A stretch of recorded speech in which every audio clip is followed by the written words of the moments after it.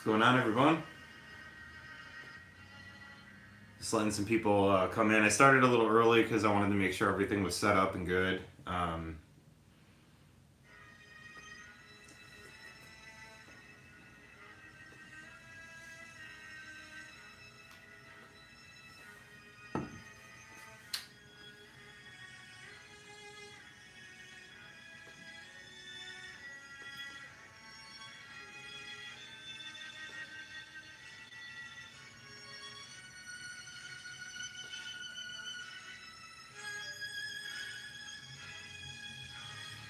All right. What's going on?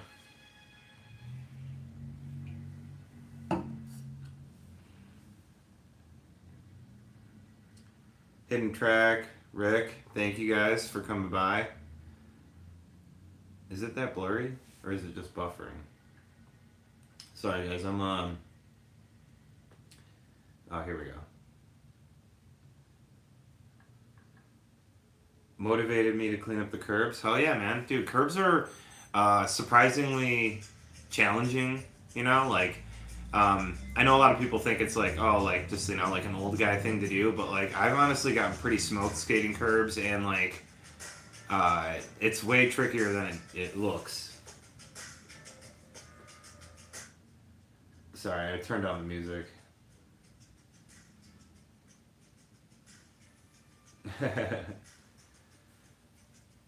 Yeah, is this thing on?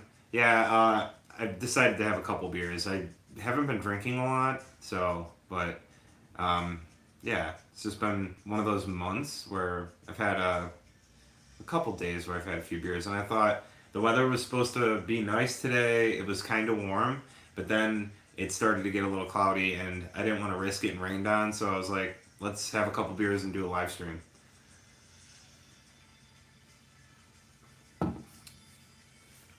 But I wanted to talk about like some skateboarding stuff that I've been noticing lately and stuff, and just see what you guys think. And like I said, I haven't done a live stream in a minute, so thought we'd do one up. How is like the sound and everything? Is everything good?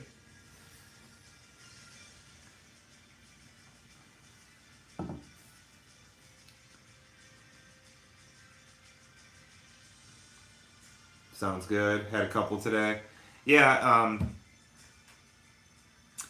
I was one of those people where like I would just come home from work and have them all the time, and I quit for 90 days, and and then when I started drinking again, it was just very seldomly. Like sometimes I'll go a whole month without it. Sometimes I'll have a few in a month, but yeah, a few days I mean in a month. But um, generally, for the most part, like I feel like such crap if I have more than like 3 beers that it's just not even worth it. So, but every now and then it's nice to have just like 2 or 3 after work.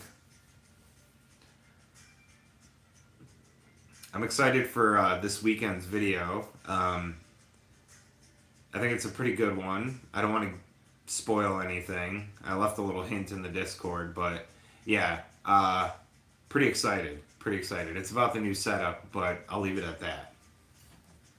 But I think everyone will be pretty hyped on it, and I'm excited to see what you guys think because it's gonna help the following video. Smoke buds? Yeah, I do too. It's legal in New York State, so yeah, I smoke weed. I definitely prefer weed over alcohol. Like alcohol is more, I don't know. I just feel like it's very less productive for me. Like if I drink, like my whole next day's shot. Uh, Whereas like if I smoke, like I can still get up early. I can still go skate. I can still get stuff done. New York also nice. New vids always hyped. Yeah, this one's gonna be cool.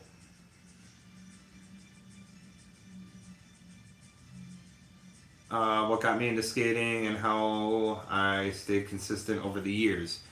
So basically, I grew up in like the suburbs where it was like everyone hung out in your street and you hung out with the kids on your street, and everyone on my street played a lot of sports, and it was very aggressive, and like all the kids were older, so I would just get my ass kicked all the time. So I didn't really have fun doing like the team sports. So I drifted over towards like my bike, and I would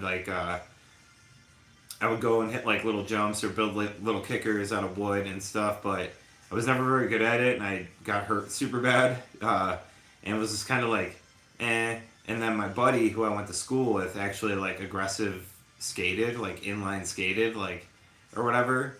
So I did that for a few years, and it was just like really easy. I'm not trying to sound like whatever, but like I rollerbladed for like 3 years, and I came in like third place in like a pretty big contest that they had at the skate park.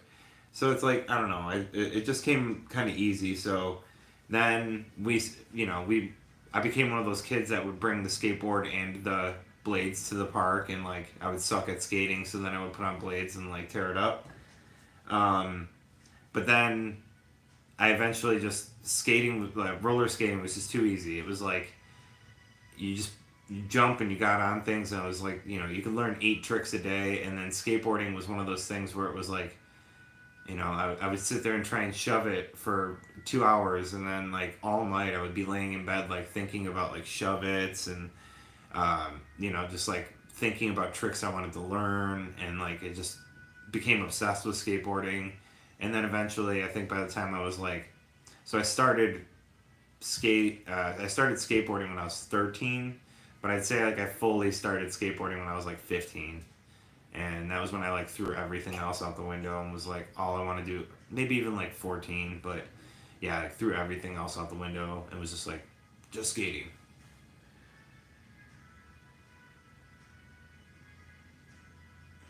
New York. How do you feel about the Bones X95s? Do you think I will try a set? No, I'm not going to try a set. I know it's going to be super controversial, but there's loads of skate YouTubers out there, and I see it all the time where they're like, I love these wheels. These are the best wheels. And then like a new wheel comes out, and then they start skating those and making videos on those. And it's just like, what happened to those wheels you loved? You just said you loved them like 2 weeks ago, and that you were your favorite wheels, and you haven't mentioned them in 2 months now because you've been skating all these new wheels that are coming out and trying different stuff, which is good. But at the same time, it's like, I don't know. I just think you lose a little bit of credibility when you're like, oh, this is my favorite wheel, and then you're like, eh. Like with the Dragon wheels, I think I was pretty honest from the jump, saying I didn't like the noise. I thought they definitely sounded like a soft wheel, and I still loved the idea of the soft wheel that slid. And then when Spitfire came in with their wheel, yeah, like I honestly, like I bet if there was new people on my channel that didn't know I was skating the 93s, if I was like, yeah, I'm riding 93s, they'd be like, oh really? Like, I still hear like the bark when you tail slide a quarter pipe, and when you ollie stuff, they don't sound soft, so yeah, I'm super happy with them, and I'm definitely just going to keep riding 93s, the Spitfires.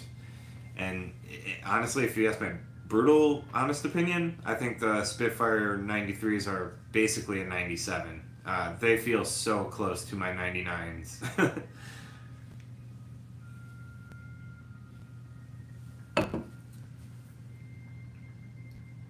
Good stuff. Gotta run. Just subscribed. Love that. Love that. New subs. Would you recommend the Venture V8s? What trucks do you typically skate, Mike? It's definitely like a. And what kind of skating do you do? I skate the wheels. I have and stick into the 93s, 99s. I don't like dragons. I just looks like cruiser wheels, but I'm over the wheel madness. Yeah, that's the thing too. I'm at the age where like if I find something I like and it works for me, like I stay with it. Like I know if I got a 9-inch board with like big ass trucks and like some conical wheels and stuff, like slappies would be way easier, obviously. Like you look at anyone that skates only slappy curbs, they have these big huge egg shaped boards with like big trucks, and wheels with the sharp edges, because it helps like slap in and lock into stuff like super easy. Doing slappies on an 8 1/4 isn't exactly like a good idea, but I'd rather learn how to do slappies on an 8 1/4, uh, because then I can take that 8 1/4 and go jump down a stair set, or hit up a ledge, or go to the skate park, or whatever. Like, I don't want to be like, I don't want to have like a bunch of boards and like be like, oh, I only brought my slappy board, so now I can't really skate this other thing or whatever. Do you think I'll ever do a street part? I mean, I did. When I was younger, I had some skate video parts. I made there's a video on my channel where I actually watched one of like my old parts. Uh, I used to ride for a Sunday skate shop, and we did like a couple trips to Barcelona, and I got some like cool ass clips in Barcelona and stuff. But yeah, I don't know if I'd ever do a part now, because I film a lot of stuff tripod, and a tripod video part would just be like kind of shit. Um, I don't know. I thought about going out and filming like a bunch of like trying to like film my videos, but like saving like the hardest clip from each video, and just doing like not a video part, but like a just like a summer part or something. I also thought about like just going out solo and trying to like film a video part in like a day, where I just like see how many clips around the city I can get in like one afternoon. I've had a lot of weird ideas like that, but they're all very rough, like hard. Like that would be super hard. And yeah, I mean, it's just one of those things where I think it wouldn't come out as good as I had hoped, and that would be such a bummer. So channel definitely needs some of those old clips. Don't forget a GoPro. You can do multiple angles. Yeah, I thought I'm trying to debate. Part of me wants to get like an actual streaming setup, so I can like watch videos with people and like talk about stuff that oh, one of the things I wanted to talk about was I was watching a Gifted Hater stream, and I like Gifted Hater. He's funny. He keeps me in touch with like the younger guys. I guess you could say, but I just like I can't stand when he'll watch a clip and like turn it off because he doesn't like the guy's pants. It drives me nuts. Like, I grew up in the generation where like Baker 3. Look at Baker 3. Like there's Ali Boulala. There's all these different characters in it, and like not one time watching that video was I like, look at Ali Boulala's outfit. I can't watch this part. Or like, this song isn't like the music I like to listen to, so I can't watch this part. And they do this all the time, and it's all these young kids now who are like Jamie Foy's new song, or new part, he just like can't handle the song for whatever reason, and it's like it might not be your taste in music, but maybe Jamie Foy had a reason for picking that song or whatever, and there's a reason why it's just I don't know. I hate how like fashion forward skateboarding has become. Sorry, that was my skateboarding rant. It's like, why do you care so much about what pants the guy's wearing when he's doing a trick? Like, look at the trick, and I understand it adds a style aspect to it, and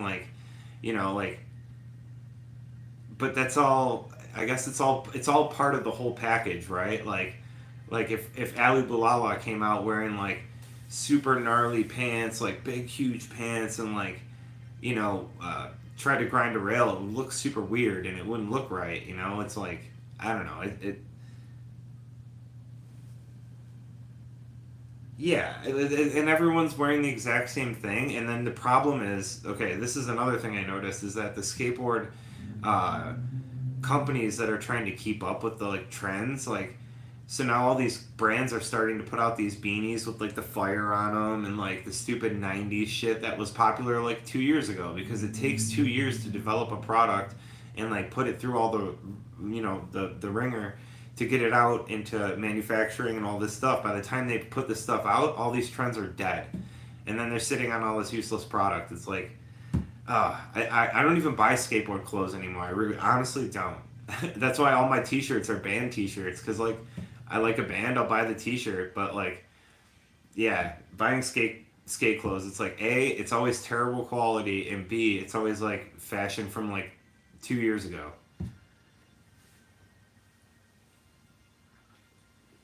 No, the Con One Stars Pro Slip On actually looks like a really sick shoe.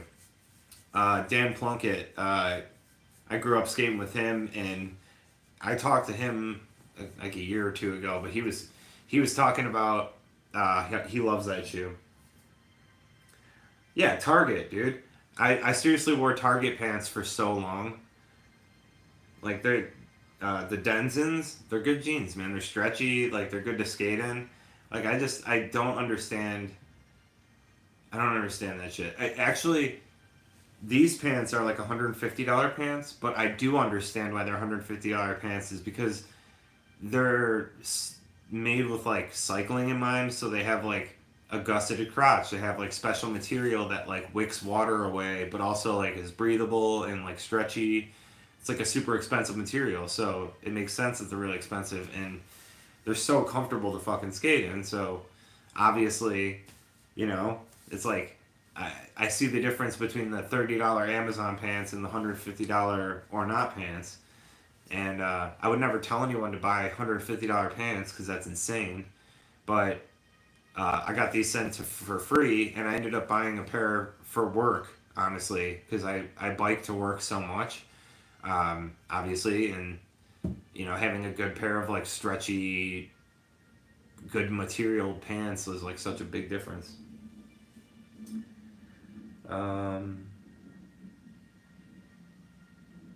yeah, $80 Dickie. So I don't know. I wore clothes that keep me warm and cool. No man, ripping. Yeah, exactly. Like how could you like see somebody buying like a violet hoodie for like $160 or some whatever crap it is, and then like just jumping around in like some dirty New York City alleyway with like piss everywhere, and you're just like rolling around on the ground trying to land a trick. It's like that's not skateboarding. Skateboarding isn't that. I'll tell you that much. I don't know everything about skateboarding, but I know that skateboarding is not wearing like a $400 outfit and rolling around in piss. You know, um, I only skate in clothes I wear. Shoes.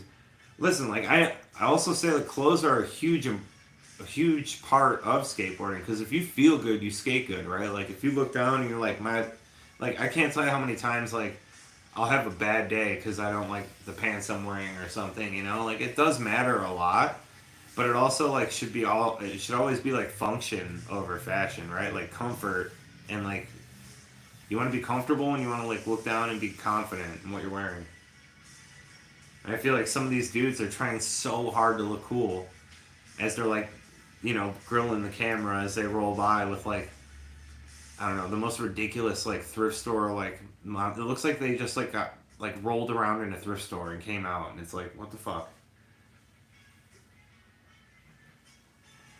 Have I shred the food court park lately? No, I haven't, but now that winter's here, I'm sure I'm gonna be having to like Uber over there a few times and hit that place up. Get the Ross outfit.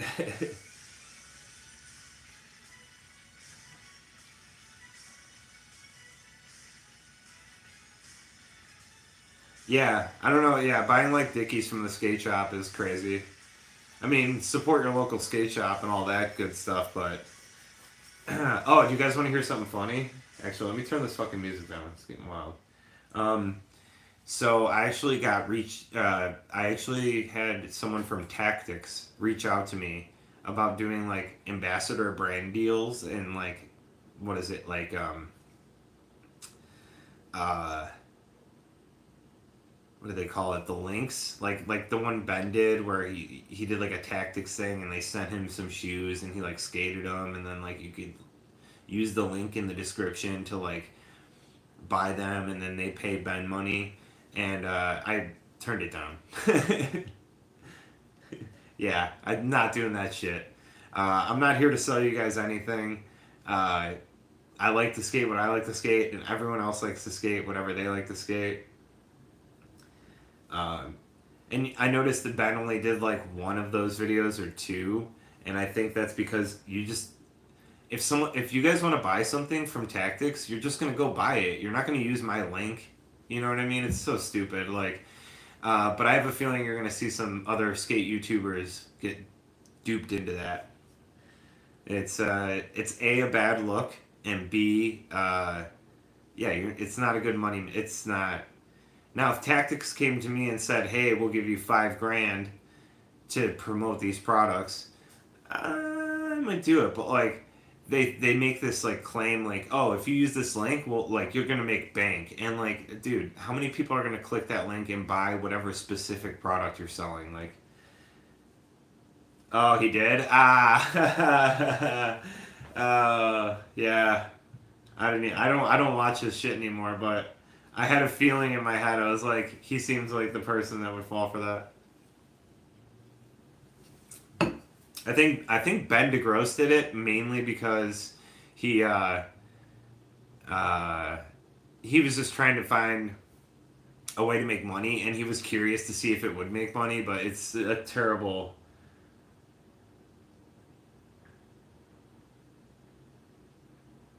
Nah, I'm gonna eat. I might email them and say if like, hey, you want to send me something? Like I can say you sent it, but I'm not gonna like do in a link. I'll take a free product, but I'm not.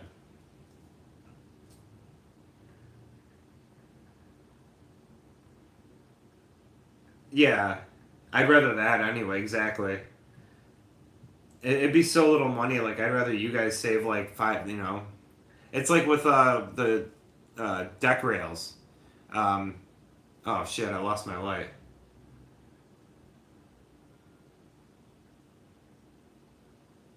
Hang on one second. I'm waiting to see. It doesn't look that bad. Hang on. Let me get this other light.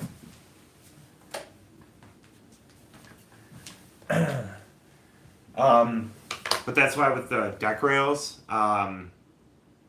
yeah, it's a 10% discount. I don't make any money from it. It's just like I like this product, and yeah, you guys can get a 10% discount. The code Nice Try, one word, at Little John's. That simple. What up, Victor?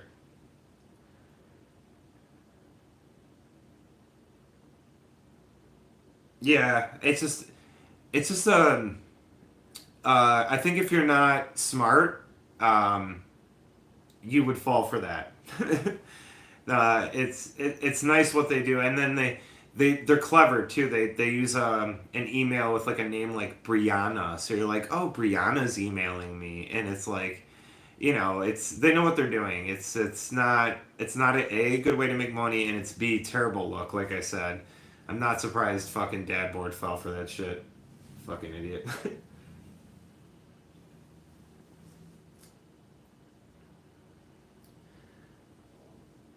Oh, the like boom boom boom boom boom boom boom boom.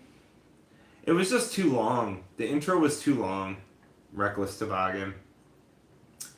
Everyone has such little intro. Oh, you're good, the Jack. You're good.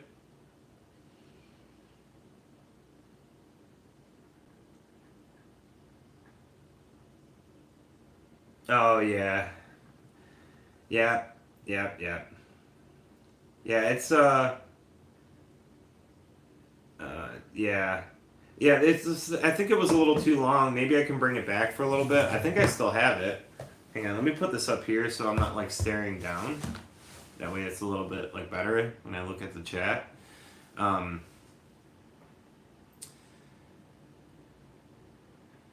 yeah, I think like I said, the intro music was a little too long. Over the years, like I used to do like old clips as my. It was crazy. My old videos are wild. I used to like make a new intro like every week. It was pretty insane. But yeah, no. Maybe I'll bring it back for a little bit. I do miss it too. Actually, Bob made that for me. Bob Skates made that intro for me. Shout out Bob Skates.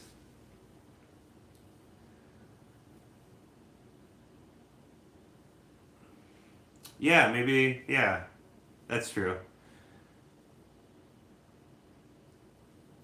So basically, I have two videos lined up. I got a video for this weekend, and then how's the bike going? Great. Actually, I was just gonna talk about uh, this. Not wait. This weekend there's a skate video, and then I have another video lined up about clipless pedals.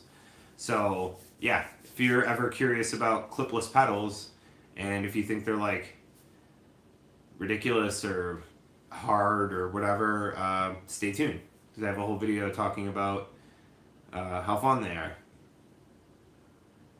But yeah, the bike's going good. I actually had a weird experience the other day. I had my skateboard on it. I was going to skate, and I rode no hands for a second. And the whole front end started to like get all speed wobbly, and it was just like a weird wind thing. I don't know. It's super bizarre, but apparently I talked to the guy at the bike shop. He said probably because you had weight on the back and like in between buildings downtown, the wind might have just like caught the front because I couldn't get it to like make it happen again. But yeah, man, that's funny. He fell for the tactics thing. I'm still laughing about that. It's just it's so funny. Like I said, like they know what they're doing. They get like a girl to email you and be like, hey, um,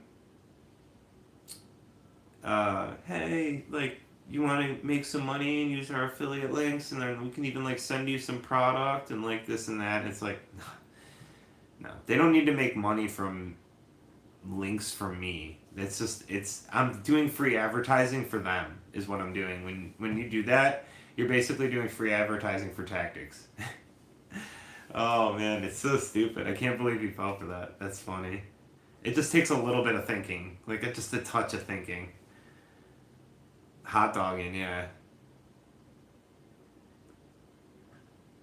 Heck yeah, man, dude. That's cool. I think a lot of skaters should try biking. Like it sounds dumb, but favorite America shoe, I'd probably go with like the Leo slip on. That thing looks sick.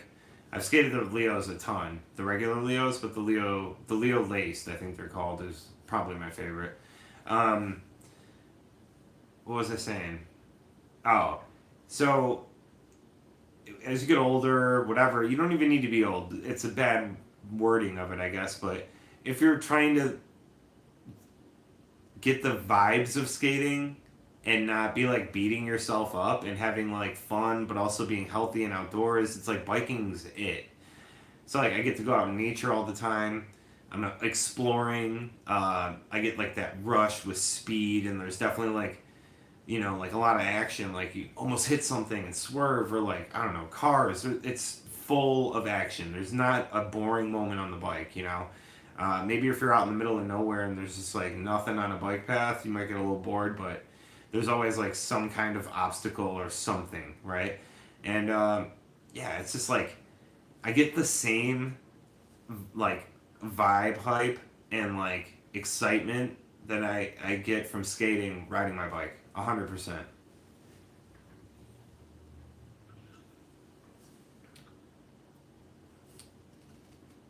Heck yeah, dude, the kids in the chariot on the back, that's so sick. Still skating, riding bikes, all the kinds. Yeah, exactly. Like that's what I'm saying. Like I grew up like I BMX'd for a little bit, and we always had bikes as kids, and that's the other thing too is you definitely feel like you get to be a little bit more of like a kid again. It's like uh, I know it's like super. I'm privileged to be like a I don't have kids. B I live close enough to my job that it's feasible, and and C, I live in like a city area where there's lots of stores and things around within walking distance. So for me, it's like owning a car was just fucking stupid. $700 a month in like just bullshit to get around town. It was so dumb. It's like I got my bike now, and it's funny because people they ask me things like, "Oh, dating must suck." Oh, like How do you get anything done without a car? This and that. How do you grocery shop? It's like you figure it out, you know. It's like it, and now it's so easy to me. Like every Monday or Tuesday, I just grab my my other spare bike and throw the bags on it and go to the grocery store and just I can get $100 worth of groceries on that bike, no problem. Oh yeah, dude, cars don't care about you here either, man. Just this summer alone, I think it was 13 people got hit by cars. I think eight of them, or I think like 10 of them were bikes, and I think eight of them were hit and runs, and I think like eight people died. So I can't really explain what I do for work without giving what I do for work away. It's kind of a weird niche sort of thing. I do kitchen oriented stuff, like where I'm not a cook, uh, but I like package things. So like snacks, I don't know, like breakfasts and snacks and stuff and things like that. Um, that's pretty much all I can say. It's not anything cool. It's just like kitchen shit. But I don't cook or get dirty.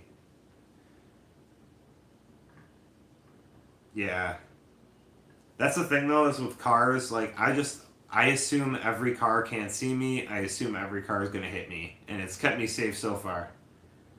Serial killer, yeah. Kind of like a what is that? What was that show? Dexter. Yeah. If I told you, I have to kill you. Refill time.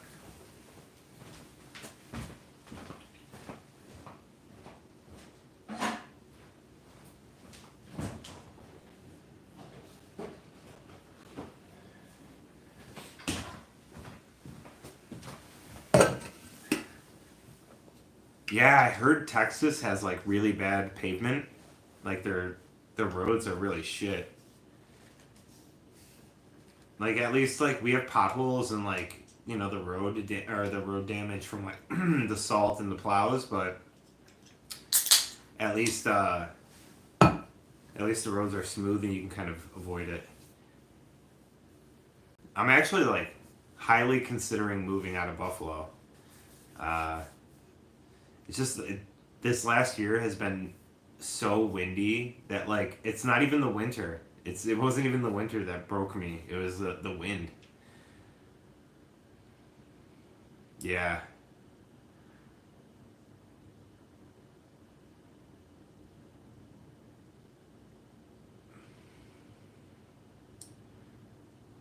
Yep. Reckless toboggan. Exactly.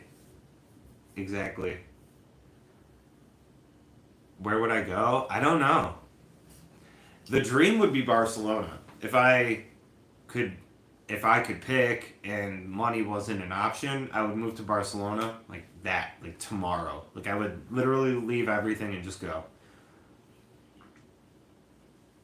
It is my favorite place in the world. I've been twice, 19 days total in Barcelona, and oh man, yeah,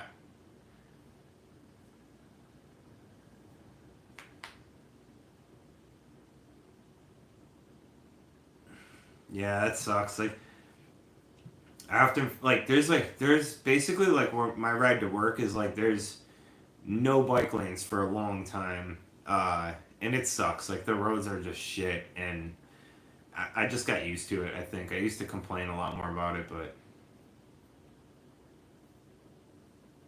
overrated, dude. Have you been? Have you been to Barcelona? Have you actually been and spent time in Barcelona? You can't say that unless you've been there.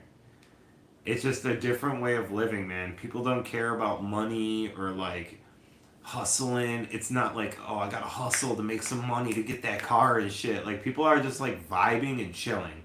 It's so sick. You live next to Spain, so you're probably in that same thing. I think it's more of just a European thing. I don't think it's a specifically Barcelona thing. But like, yeah, I mean, like it's probably that area of Europe where people do siestas. Portugal. So it's probably. I mean, Might be similar, right? No, not like super similar. Obviously, different languages and stuff, but like the vibes. I mean, it's a Spanish thing only. Yeah, it's. I don't know.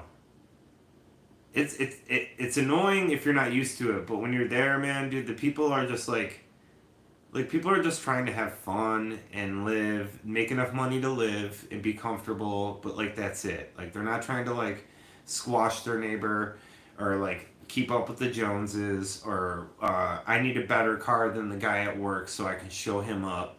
It's none of that. There's none of that vibe. It's more just like, oh cool, you skate, I skate, let's go chill and like get a couple beers and like hang out all day and like and if you suck, I'll leave and you know I'll bail on you. You know, it's like it's a similar vibe. Yeah, I think it's more of like a just a European thing. I think I'm just so used to the American like everyone's got to hustle and make more money and like I'll literally step on like the heads of people around me to get to the top because that's where I need to be and everyone else sucks. Like it's just that's such a bad ugh. It's just a bad way to live. And it's even the YouTube space, man. Like you can see how blood hungry some of these like skate YouTubers are. It's crazy. And the craziest part is like, I mean, dude, this is no shame at like Ricky or Jason, but like, dude, those guys like look at their other channels and stuff. They get like no views, man. Like it's skate YouTube does not make money. You might blow up for a little bit and make like a few $100 a month or something, but like it doesn't make money, man. It's not if you're trying to do this full time, yikes, you know? Like you need braille numbers to be doing this shit full time.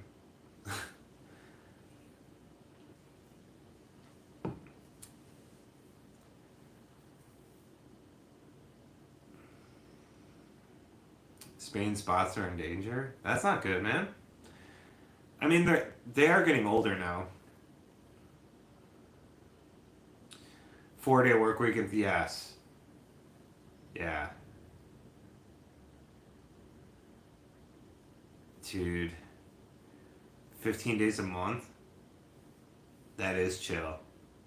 Is it like every other day, or do you work like a couple weeks at a time and then a couple weeks off? Like,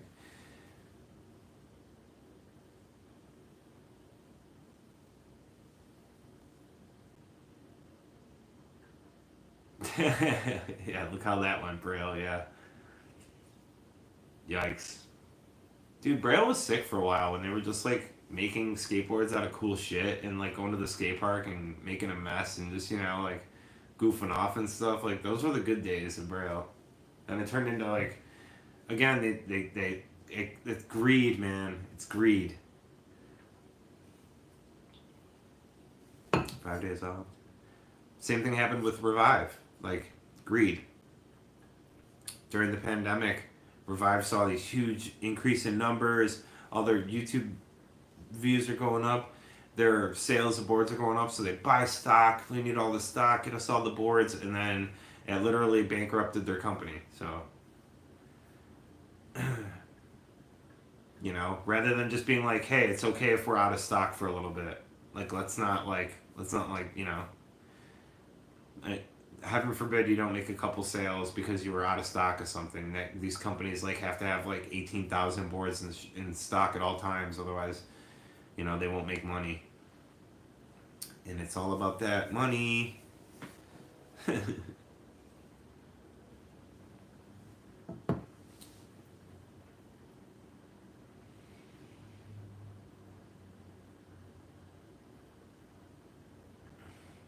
Yeah, that's why I started Joseph. That's why I started the channel was because like I was watching all of these smaller creators, and that's what got me hyped to skate. So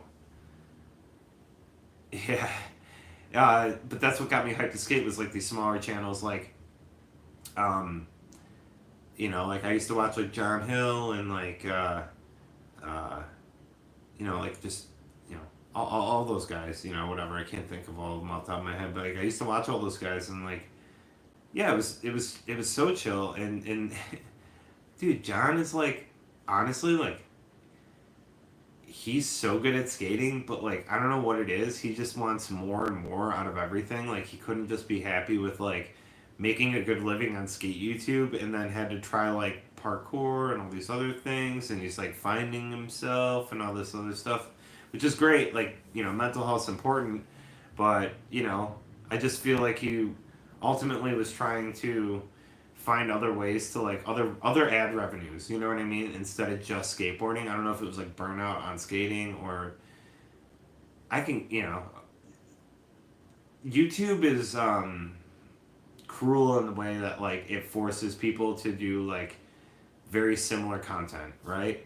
So like uh one of my most popular videos was like the Dragon Wheels versus Spitfires or something like that. And I can't tell you how many people just like use the exact same versus thing I used, and like the this product versus this product. And I actually stole that versus thing from Jason, who did a skate. It was like a game of skate video. It was like this guy versus this guy, and he used that versus logo. And then so I stole that and used it with two products instead, with just a plain background. And then I see other skate YouTubers doing it all the time now. It's just like formulaic, like to like this versus this product, this versus this product, and it's like it's just like it's really annoying. And it's like, wow, okay, so like literally, like if you want views on a video, it's just put this product versus this product. That's it. Problem solved. Yeah, I think it's a bit of both, Derek.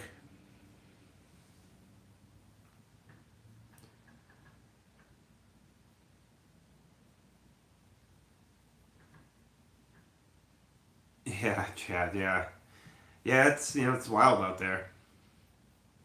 It's wild out there for sure.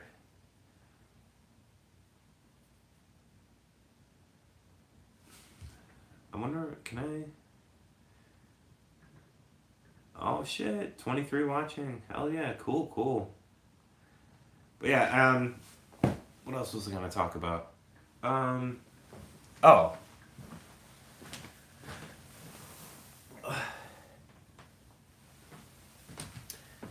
so this is crazy. Like you guys remember how much I've skated these, right? Like I skated these for over a year, and look at like they're not even that. It's not even that worn down. Like these things are still fine. That's crazy to me. And I skate like nothing but curbs. Oh, it's like auto tracking on my face. I'm watching the delayed version of the stream. But yeah, it's I couldn't believe it. These honestly were a very solid truck. Look at the bushings, right? Not cracked or anything. It's like I don't understand. I never even adjusted them. I literally tightened them to where they needed to be, and then they stayed like this the entire time. Perfect.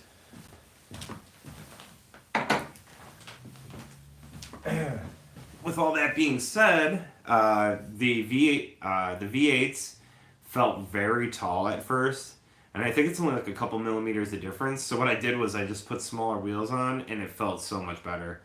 Um, the first video of me skating the board will be this weekend, and yeah, I didn't really get out and skate a ton. I explain why at the end of the video, but uh, yeah, you guys will see. Always cracking, dude. I know. I see people. Yes, the Costin base plate V8s. Yeah, those are the ones I got.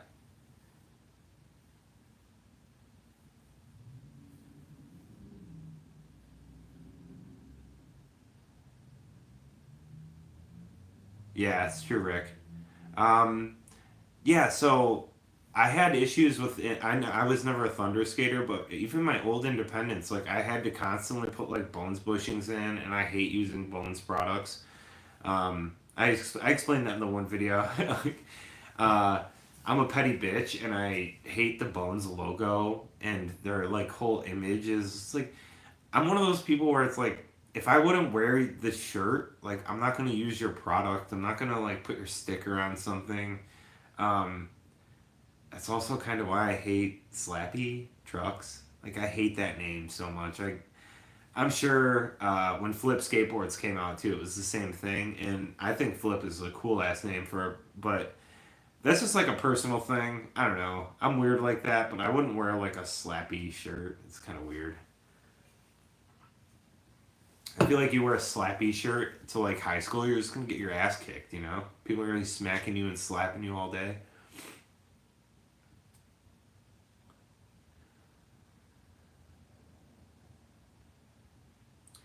Yeah, someone suggested that I put a V8, the V light hanger on the base plate.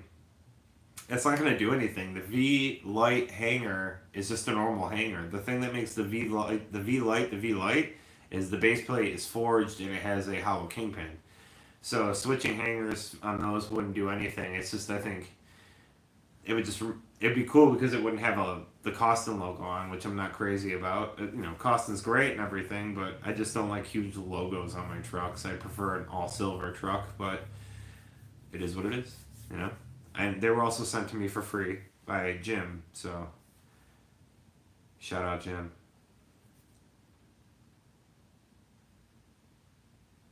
I think yeah, but I have a sweet spot for Flip. Girl, I never really cared about. I mean, I get it, and it's just always girl is always just the weird name that like if someone's like, oh, I want to get a girl skateboard, I always thought like, oh, you're gonna get a girl skateboard, you know? It's like I never grew out of that. Um, but then it was like we had jokes like, oh, I always ride girls, you know, or like girls are always riding me or some shit like that, you know, like '90s jokes. The girl logo is iconic, but Flip skateboards I think saved themselves with like Sorry. The Sorry video is like my favorite. I think after photosynthesis, Flip Sorry is my second favorite video, and then my third favorite video is probably it was like an analog tour video with like Dylan and Janowski and Ardo. Uh, it's so good though. It's like the music in it's like all pinned back and shit. It's fucking awesome.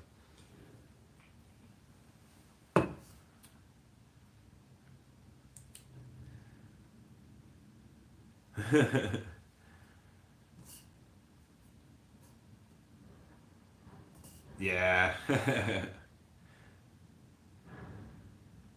Yeah, yeah, chocolate was cool. Um, what was it? When I was a kid, my buddy he got a chocolate board and he snapped it like in 20 minutes, and ever since then I was like super nervous to buy like chocolate boards. I remember that.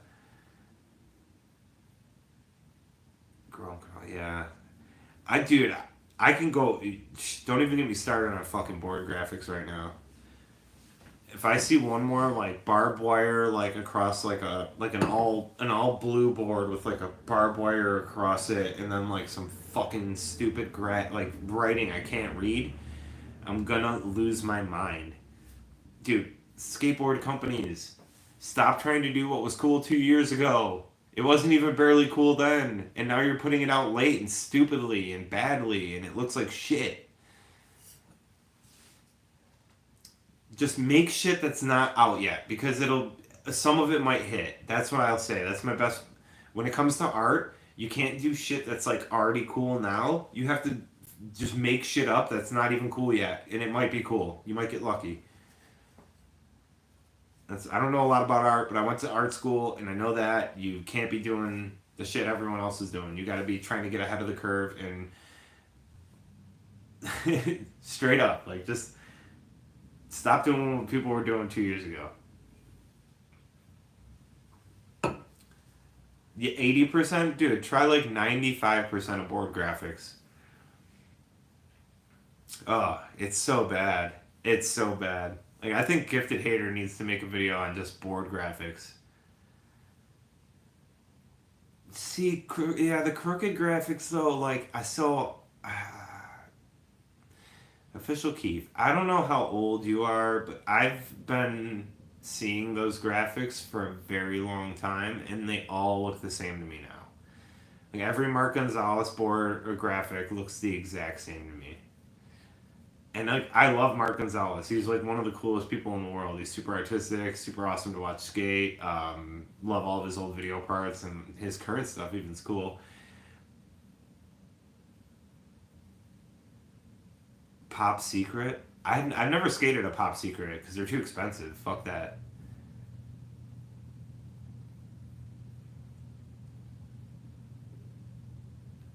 Yeah, I like the sketch, but like he just draws that Shmoo character and like some other stuff. I don't know. I think I don't know though. Okay, wait. Let me take it back. I kind of like let me rewind that a little bit because now that I said the Shmoo character and all that stuff, I kind of see what they're doing with Crooked what Anti-Hero did with the Eagle, right? What Flip did with the or what Real did with the circle logo. It's kind of like okay, you know what? I take it back. I appreciate Crooked's graphics, and I think that they would look different if I actually saw them more.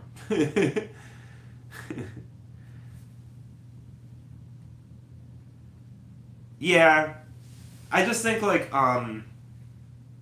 so what I think Crooked should do though is there's other ways to yeah, there's other ways to do it. I think a lot dude, honestly like my buddy Dave who owns Mom's Skate Shop, I think he does some of the he does some of the best graphics I've seen in a while. They're very cool, like Xerox looking, like.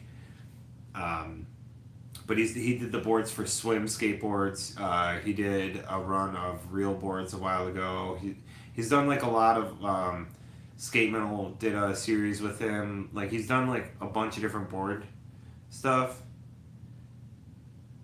Yeah, yeah. I still love Gons and all of his like drawings and everything. It's just like yeah, it's just I think I've seen it for like 20 years now or something. You know, it's like I've just seen it a lot, and it'd be cool to see a crooked board that didn't look like every crooked board I've ever seen. That's all.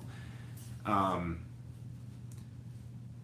that being said, though, like when someone's got that anti-hero ego board, I'm just like, boom, classic. Like it's just like that's sick, classic fucking board logo, you know, or or the girl, even the girl board with just like the girl logo in the center with the name underneath. Like that's like I see that board and I'm like, that's a sick, solid design. Looks good, timeless, you know.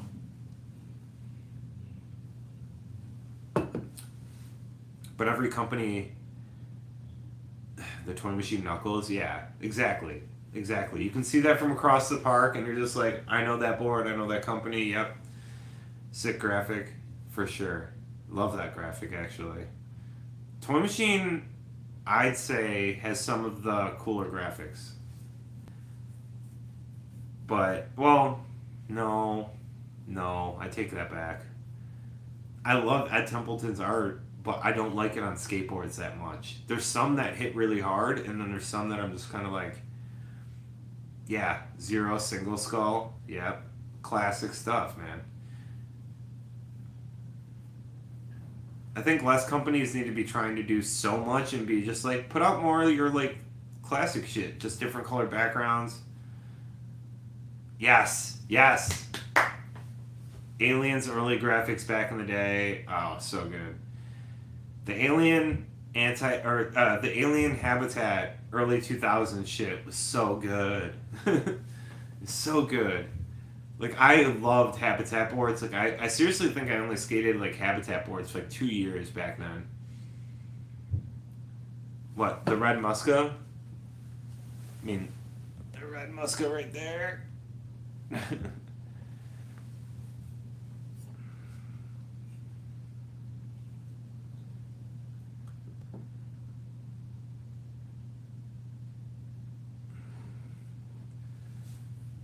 Yeah. Yeah, dude. Alien boards were so good. Habitat was so good. Toy machines are hit and misses, but the monster variants. Yeah, the monster and the knuckles are like classic, you know? I need to try another Habitat board. I need to try them. I've been really hooked on BBS though. I need to like see what does Habitat go through BBS? What board companies are through BBS? What's all the chat? No, does chat know?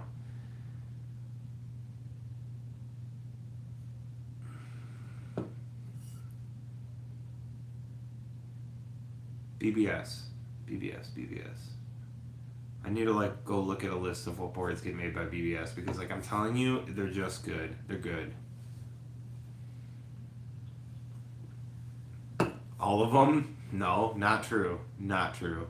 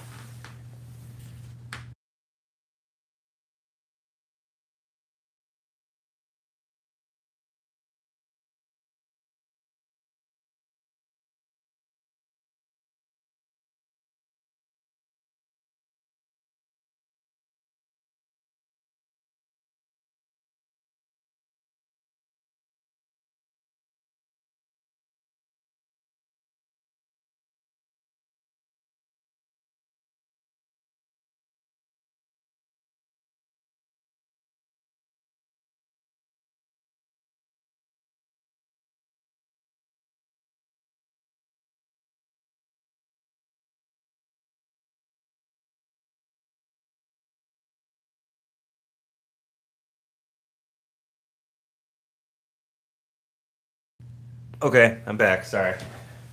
Sorry, I'm back. Anyway, we're gonna.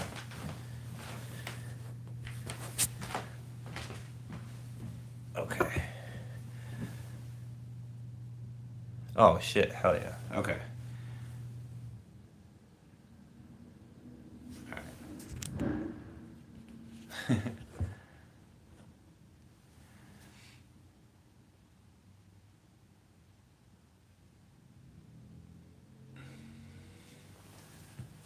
All right. Hang on. I am fixing something real quick. Um, I just need to get my charger real quick.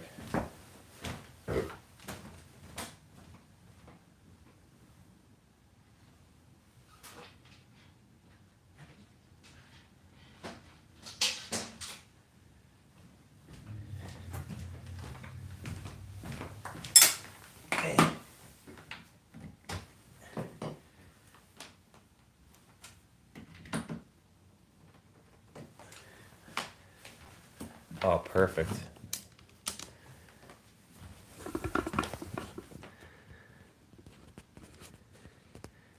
There we go.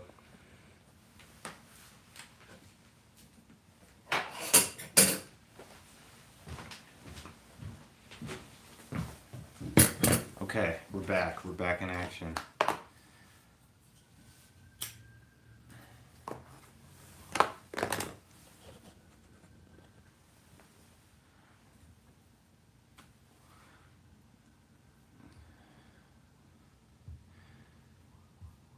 Epidemic Zone.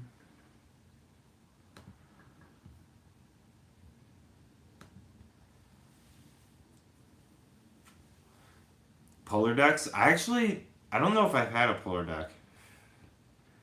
Dark Star graphics? I can't agree with you on that, man. Trip out on wood shops, just shapes and stains. That's the wrong thing to trip out on, is the stain. Dude.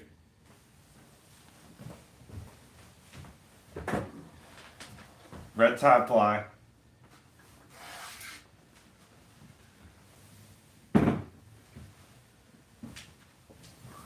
I love me a red top ply. Like, it looks so sick. The red board, you know, it just looks sick. Later, Joseph. Good. Thanks for coming. Thanks for coming by, hanging out, chatting.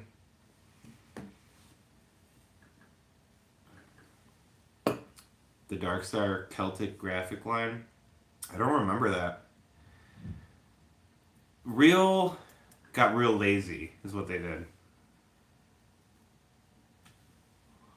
Oh yeah, the night was kind of dope. Yo, Enjoy graphics, those were cool. Yeah, I liked how silly Enjoy was. They didn't take themselves too seriously.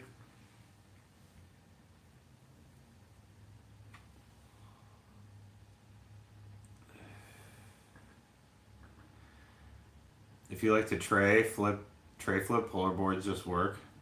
Secret to tray flips. You know what's cool is I pretty much lost my regular tray flips. I can do switch, but I can't do regular.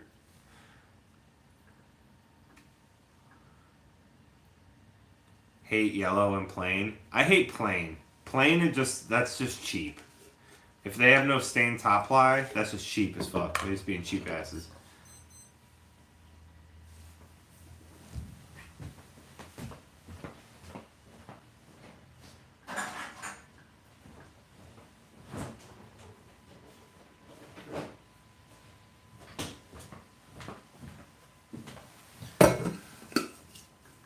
Yellow is the only one I don't like. Yeah, yellow kind of looks like dirty. Like, I guess it can look like shitty really quick. Yeah, reckless. Cheers. Cheers, reckless toboggan. If you're of age, have an adult beverage. Responsibly and not often, only when, you know, it's cool.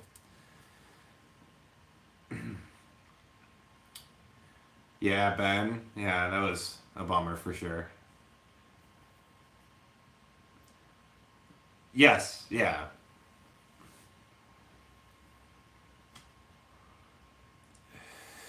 Yeah, Iron Duke, when wood shops or when board companies do that, they'll stain the middle ply and then they'll put a blank on top and a blank on the bottom under the graphic because a lot of people that don't know will assume if you look at it from the side and from the bottom, it looks like a regular expensive board, but that board is probably $10 cheaper, or not $10, but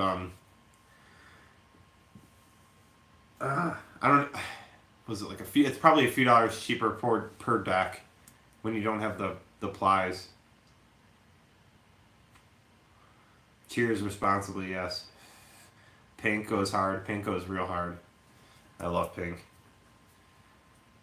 You know what I don't see a lot of is purple top plies. I feel like purple is a rare top ply. And I like purple because it like kind of blends in with the grip tape a little bit. Yeah, purple goes hard.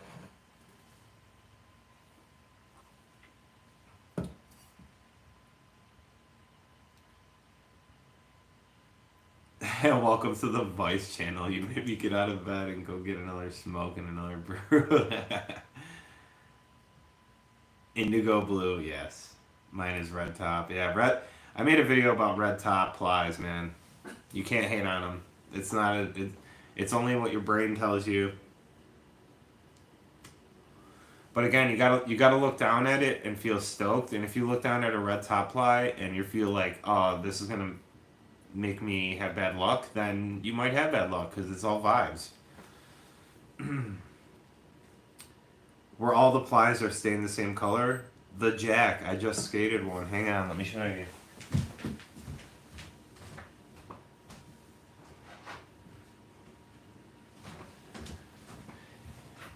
Check it. It's all black stained. It's not dipped. And then the bottom one is plain. But this board in particular, I have issues with. I have issues with this board. This thing is twisted. I don't know if you guys can see it, but it is so warped. Like, look at how high this end is over here and how low it is over here. I don't know. It's hard to show on camera. Yeah, you can see how fucking warped it is. Yeah. super warped. It was sitting at the skate shop too long. And I think it got warped. And I couldn't figure out why none of my flip tricks would work. And all my kick flips looked like shit. Later, Derek, dude, thanks for coming, dude. Appreciate you stopping in, dude. It's awesome. Brad chatting. Yeah, I couldn't figure out what it was. I was like, dude, is it my trucks? Is it like this? Is it that? It was just, this thing was so frigging warped. I couldn't understand it. And then finally, boom, put on a different deck and just had a great time.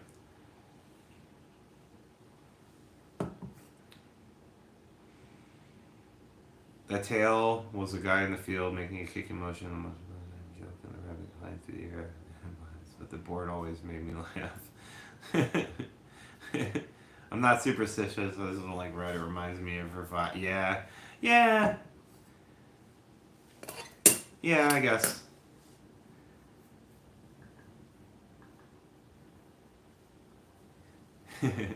Yeah, but I was so bummed. What am I drinking? I got a Miller Lite. Just classic Miller Lite Dougie. It's my, like, that's my just favorite standard beer. Standard, like, American beer. How do you get used to a steep deck? I never had one until now. I don't know. I don't like skating super steep boards.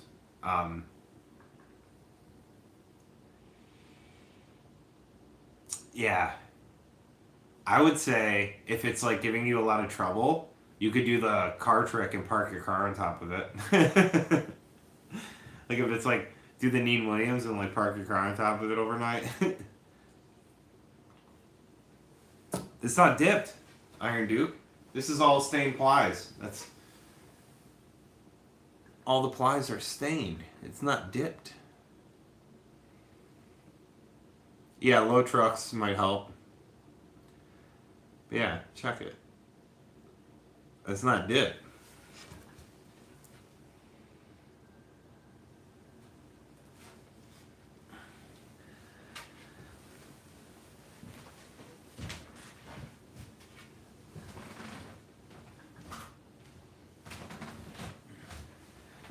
I guess since you guys... Oh!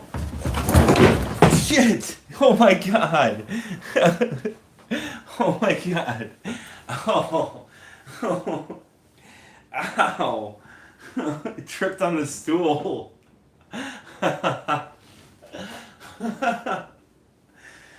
Oh my god! Help! Oh my god. I'm not drunk. I had like one beer before I started stream. I literally tripped on the stool. Oh. I was trying to like hide my board so you guys couldn't see it, and then I like was looking at the camera and tripped on this. Oh. Yeah, this is my new board.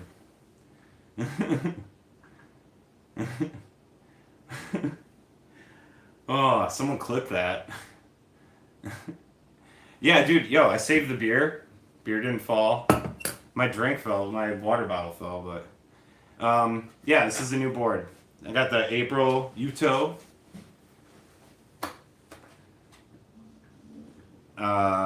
It's the Reynolds Spitfire 93. These are the 52s. 52s on that bad boy. Yeah. This is pretty much it. This is like my ideal setup right here. 14-inch wheelbase, April board, BBS, Elvier grip. And yeah, Bronson Raws. This is it.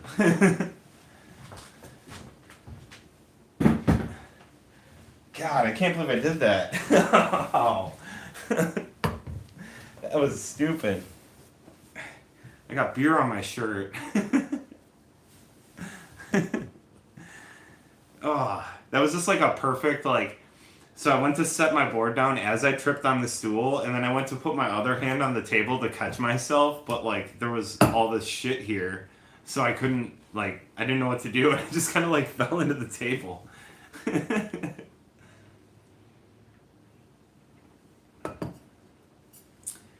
Venture Light or the Hollow, I have the Venture V8s, so they're not hollow. Yeah, you gotta. It sucks. Like, I went to my local skate shop and was like, "Yo, you guys gotta order Elvire. I'm telling you, it's so much better than all this fucking stupid shit." And the guy at the shop, basically Dave, who runs it, he was like, "Nah, we can't, man. I have Pepper, I have Mob, I have Jessup. Like, I carry too many grips already, and I understand that, but what with the difference between Elvire and those other companies is those other companies just reach out to a manufacturer of grip tape and say, hey, we need sheets of this grip, this width, and in these rolls or whatever, and then that company just cuts it and ships it out. Elvire is different because Seva went and did like so much research and development, trying different like grits and glues and all sorts of different, like, just like literally, if you guys don't know, Seva was like reaching out to me so long ago when I was making like I did like a Miles grip tape review, and he reached out to me on Instagram and actually like sent me some of his like trial sheets. So I was actually like helping him do like R&D on the grip, and he like had me set it up in the winter and go like skate out in the cold and make sure it didn't like peel off or like chip or anything like that. Like, this dude put like so many like years into figuring out what makes grip work in all conditions, and yeah, just like optimized in the best way for all conditions. And dude, it honestly is. It's like leagues better. Like, I'm a grip tape snob, and like if you skate Elvire, other grip tape feels like shit after. It just does. And he doesn't pay me. I'm not sponsored by him. He doesn't. I buy my Elvire. Like, he doesn't send it to me. He sent me a couple of sheets for that like thing the event I did, but I gave that stuff away.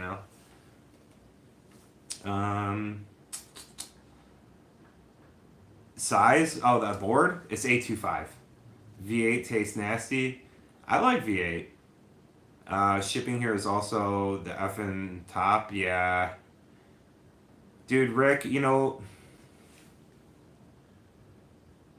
I'm about to just send you a sheet myself. I'll fucking send you a sheet. I don't care. I'll pay for the shipping. Anyone lose a kingpin on the hollows? Can't ride them. Loose kingpin nuts on the hollows? How loose are you rolling them? Are you rolling them with like no threads showing? Have you set back the wheelbase on the V8s and the boards with them? I did. I'm in my last video. Well, yeah, it was my last video. I can't remember. I think it was my last video, Lorenzo. I moved my back truck forward, and what I should have done is moved my front truck back to get my 14-inch wheelbase, and that would have helped with like the weight of the board. I basically made a twin nose, which was somebody told me in the comment, but I mean, it ended up working out all right.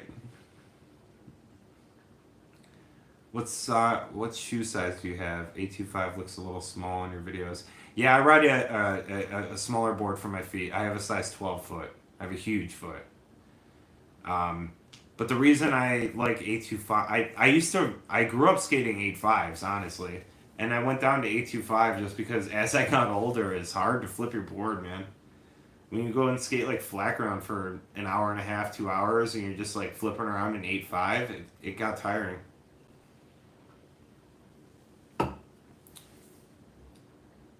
Cheers for the offer cut. Now, dude, I'm telling you, man, if you want me, like, just, I'll do it. I will say I've never had a better nose slide and tail slide until I tried out the full nose and tail. It was so crazy until holding them and controlling them. Yeah, having a big nose is like crazy. Oh, okay, I have a size 14 and I skate a 9. Yeah, dude, I mean, you probably have to. I mean, and you're probably tall too. See, the thing is, like, is if I had a size 12 and I was 6'3", I would 100% skate bigger boards with longer wheelbases, but I'm a friggin' idiot who's short, and I'm like, 5'10", so. What's up, David? 14-inch wheelbase on a short board is elite, yes. 825 14 wheelbase is elite, for sure. For me, I got short legs. Big feet, short legs, but yeah.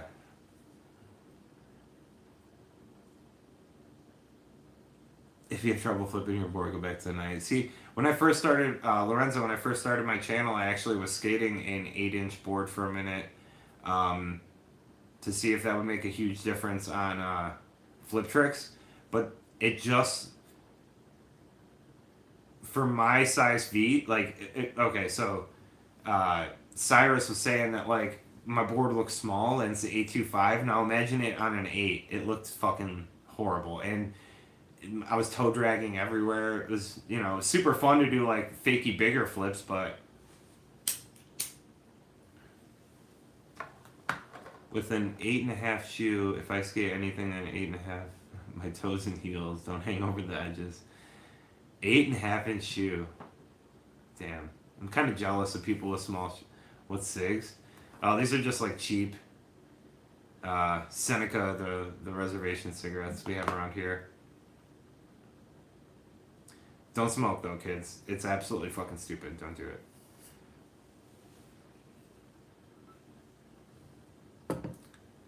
Oh yeah. If you guys aren't on the Discord, hit up the Discord.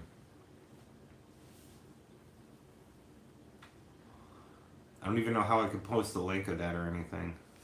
Let me see. I don't know if I have the Discord app on my computer. I want to try. Have you tried Slappy Trucks? No, I will not be trying Slappy Trucks. Unless they want to send me free trucks, then I'll try Slappy Trucks and I'll endorse the shit out of Slappy Trucks. I'm just kidding. I'm not gonna fucking do that. Yes, smokers are jokers. You're right. I am a joker.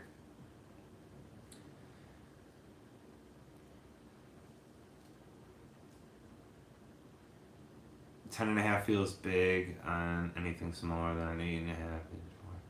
Yeah, I mean, like I said, I used to skate 8.5s all the time. I've kind of thought about going back to 8.5.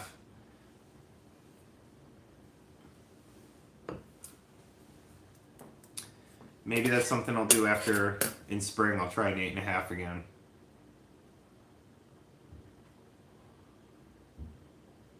Oh yeah, actually, you're right.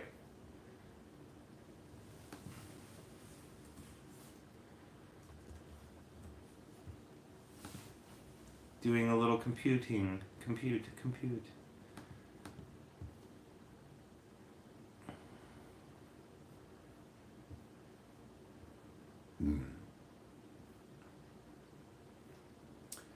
My computer's slow.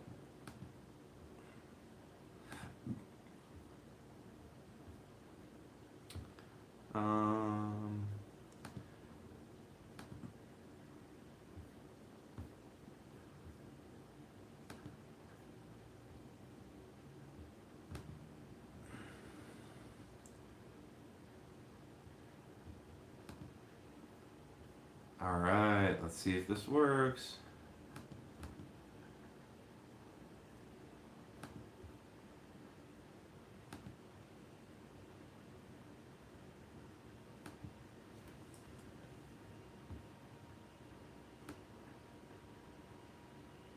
Oh, I don't know, it's not working fine. The link's too long? Oh, the link's too long. I don't know how to do it. I'm old, I'm a boomer. What's the story behind your channel's name? So, my last name is Nitri. And My mom thought it was very clever having her email "nice try 3000," and I thought it was really funny when I was a kid that she thought it was so clever. And when I was making my channel, I thought if it was just my name, it would be very hard for people to find me because my last name is like impossible to spell. So I was like, let me use the nice try thing, and Kevin Nice Try is 3 words that are all super easy to spell. So when I say, hey, my channel's Kevin Nice Try, you can find it easily.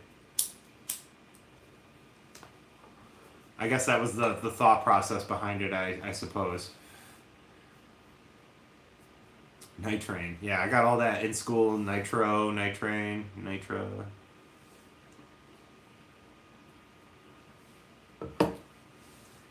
It's...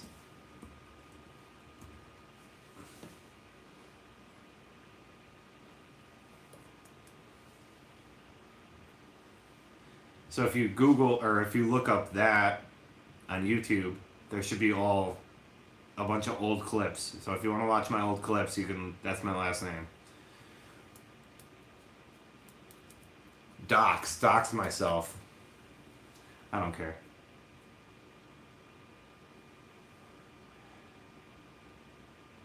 Yes, it is Hungarian, Rick.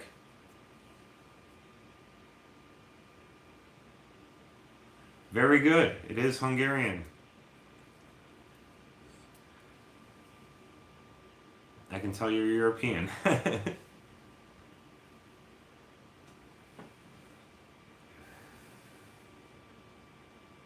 Nailed it. Boom. That's a boom. Boom. Those Costco guys. Fuck. I can't stay. If I hear about those Costco guys on TikTok one more time. Europe too? Hell yeah, man. Whereabouts in Europe? I'm about to come move to Europe. You guys have any jobs I could do in Europe? Seriously, would absolutely love to move to Europe. Looking for employment in Europe.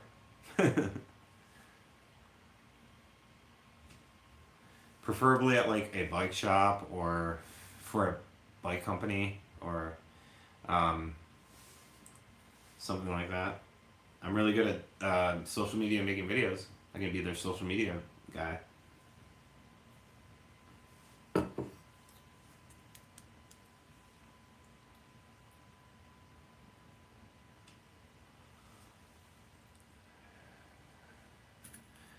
Um, Kuya Caleb. Kuya Caleb. What are your thoughts on border length? Wheelbase is often talked about nowadays, but border length is less common. I prefer short boards because I got. So I think it's all correlated. I think Professor Schmidt did a fantastic job of talking about how like the proportions of boards are so skewed.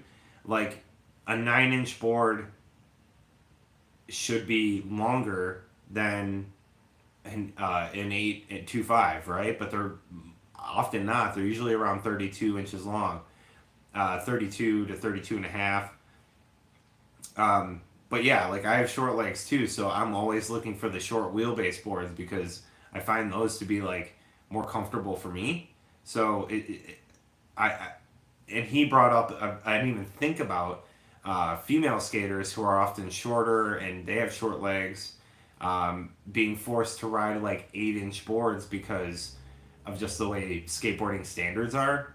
And even 8-inch boards are like 32 inches long. So yeah, I think that there needs to be like a overall redesign in the 32 inseam, 32 inch deck, working funding wheelbase. Yeah, see, I have like a 30-inch inseam and a 14-inch wheelbase, you know, on a 32-inch deck. So I can credit card real easily. But yeah, it's like, or maybe like a 31-inch inseam. I don't know. It's not 32, but yeah. I think that female skaters in particular have the hardest time finding boards that work for them, and that happens all over the place. all of these problems that are in skateboarding with females, like in sizing and things like that, it's all the same in cycling, I found out. And I kind of want to do like an in-depth, like almost video, like essay about uh, that sort of stuff, where it's like, it's so common for these sports or activities to be like so male eccentric, and then they wonder why females aren't more included into it.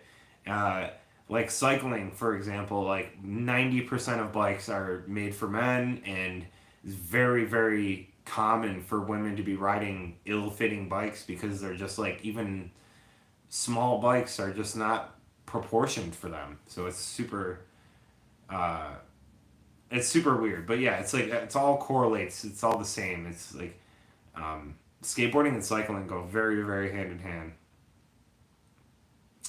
Una Farrell, crooked shapes have a 13, 8.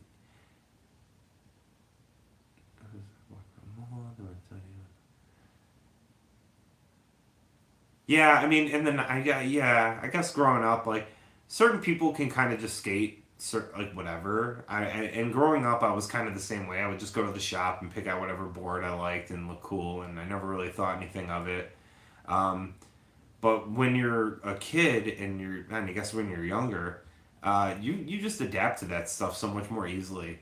And I guess being a kid, you have 9 hours to skate every day, you know? So 3 of those hours you could learn how to skate that setup and then have a good day after. But for me, it's like I might only have 3 hours to skate in a day, or that week even. So if I get a board that's a little wonky for me and I'm not used to it, and I go to skate, like that 3 hour session that I have for the week is ruined, and I just don't have time for that shit anymore, basically, you know? So I feel like as you get older, you just want a consistent, in all aspects of life. Like as I grew up, it was like all the things I like because of consistency, right? Like I don't like curveballs anymore at my age. I don't want to go buy food and have it be something I'm not expecting. I don't want to buy a product and it's different than what I'm expecting. I like to know what I'm getting. Yeah, me too. Yeah.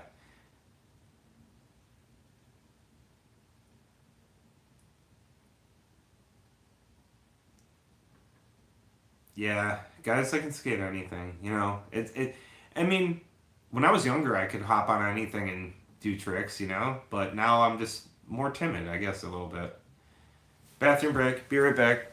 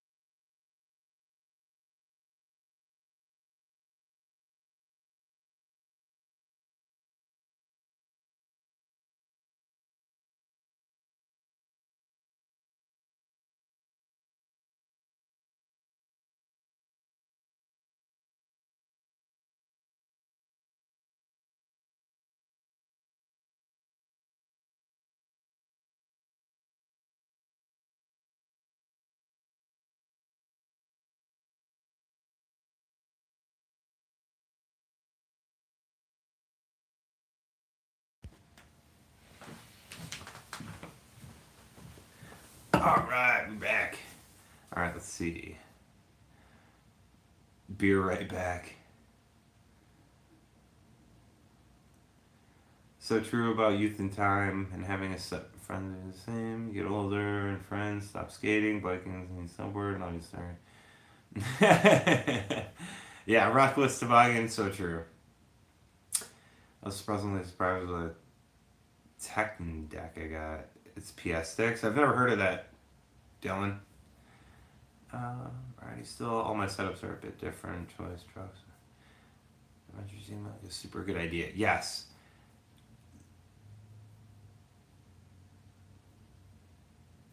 Yeah, so the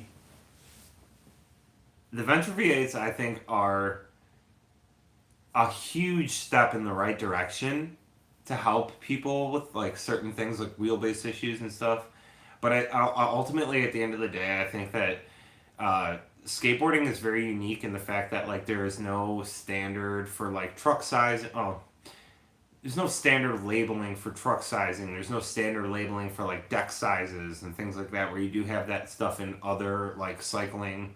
Um, if I go to a bike shop and tell them like I have 700C wheels, they know exactly what tires will fit. Like it's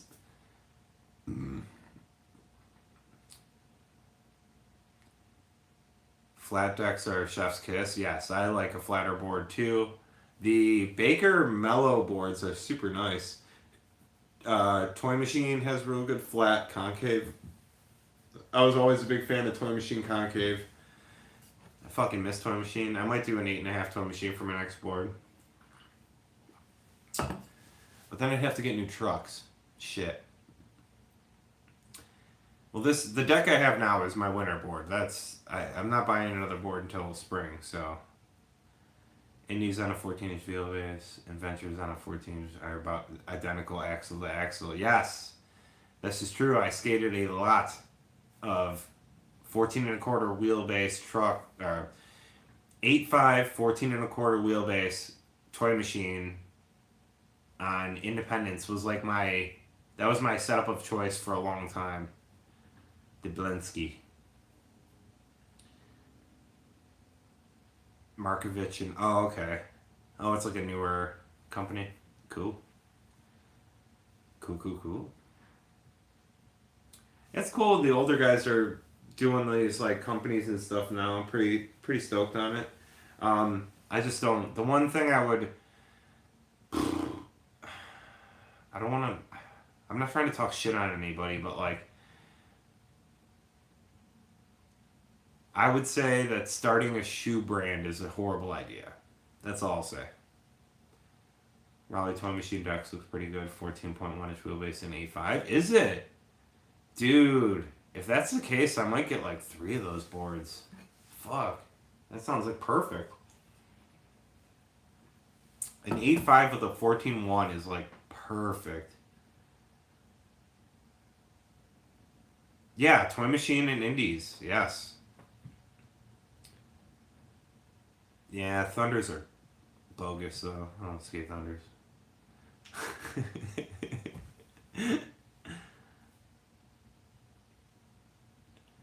Dylan, a lot of those.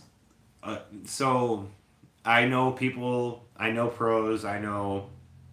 I'm not trying to be fucking name dropping and shit. But like I know Dan Plunkett, and I've skated with like Grant Taylor and like other people, Brock, Justin Brock, and like a bunch of guys. Like they came through tours and stuff in Buffalo, and like I've gotten to meet them and talk to them and stuff. I talked to Janowski.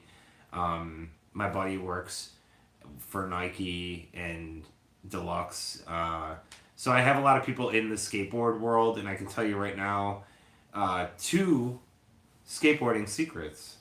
One is all those skateboarders sponsored by Red Bull, Monster, all that shit. They drink water out of cans. Those are cans of Red Bull and Monster filled with water. Uh, yeah, like my buddy was at Shad's house and opened up his fridge and pulled out a Monster and it was just water. That's how they do. They don't drink that shit. It's all marketing, kids. Those pros don't actually drink Monster, just so you know. And then the second thing is, they often have their own custom shapes. They don't skate the shapes that you get at the skate shop. They get their own custom shapes. It sucks. I wish that.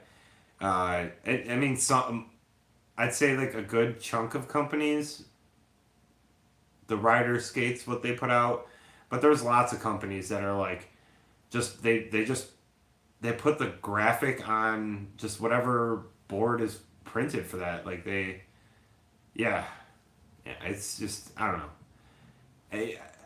just because you're buying a Jeff Raleigh board doesn't mean it's going to be Jeff Raleigh's shape that he likes. That's all I'm saying. The sugar-free Red Bull slaps, but I can only drink like one of those. Do you guys remember like the Red Bull girls that would come around and like to skate events and like hand out Red Bull? There was one time we were like skating downtown and we like waved down one of the cars and they pulled over and it was these like two younger girls and it was just like five, six, seven dudes like just like harassing them, being like, "Yo, give us more Red Bull, give us more Red Bull." And they ended up just giving us like a flat of Red Bull, and holy crap, I think all of our hearts almost exploded that day. We were all super young, just chugging like way too much Red Bull, like 6, 7 cans while skating. So bad.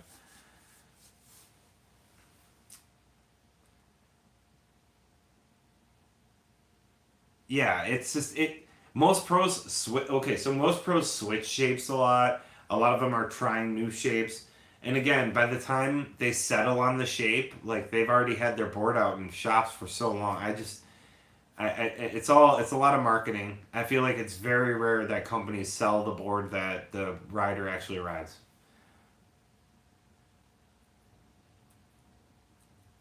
Yeah. Well, a lot of kids don't know that Diplensky.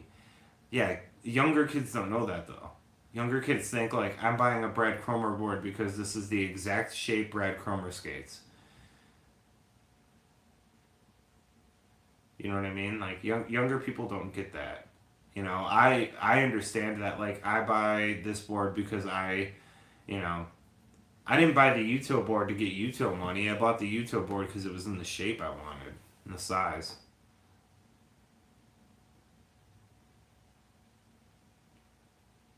But yeah, I don't know. At the end of the day, though, it's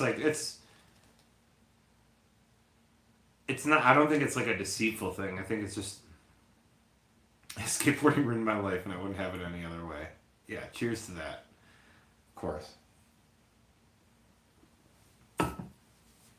Um, yeah, I just it's not like a. I feel like I shouldn't have said those things back to back. The Red Bull like monster thing is like a separate like deceitful thing for marketing, and the skateboard thing is more of a uh,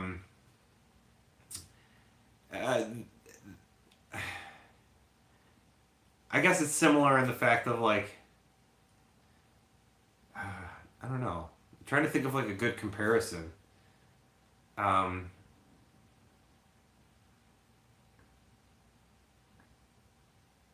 hmm. Yeah, I can't really think of a comparison. You know what I was thinking about that is crazy though is skateboarding is one of the only sports or whatever in the world that I can purchase the same equipment my favorite pro uses uh, for like $200. The same shit. Like like if I want Jamie Foy's exact setup, it's like under $200. Look at any other sport in the world and see if you can do that. Go look at I don't know the Bills. Josh Allen. Josh Allen's my favorite quarterback. I want to be a quarterback just like Josh Allen. Do you know how much fucking money it would cost you to buy all the equipment that Josh Allen uses? Thousands and thousands of dollars.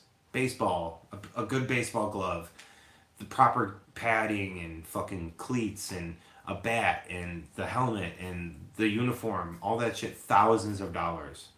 Uh, Skateboarding is just like the single-handedly like coolest thing because I can literally buy Jamie Foy's exact setup for a fucking under $200. Yeah, for just the ball and shoes, 350. Just the ball and shoes. And then you got to talk about jersey, shorts, socks. You know, when you look 450, 500 now, and that's soccer, and that's like probably one of the least amount of equipment you can use for a sport. That's true, Dylan. Yes, exactly. That's what another thing too is like some pros skate very bizarre shapes that like a lot of people, wouldn't be able to skate. So it's just yeah, exactly. Ice hockey, big bucks. Do you guys think that'd be a cool video? I'm thinking about over winter trying to do a couple video essays and actually writing out some scripts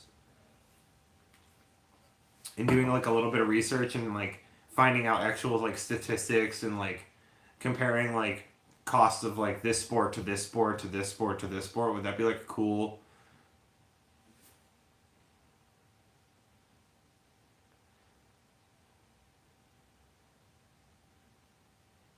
I have like several video ideas like that I think would be pretty cool, but I don't know. I guess it would be all in the editing and stuff. I don't know. This is why I'm giving myself more time to edit videos, but I'm already feeling like the video I filmed last week is already stale.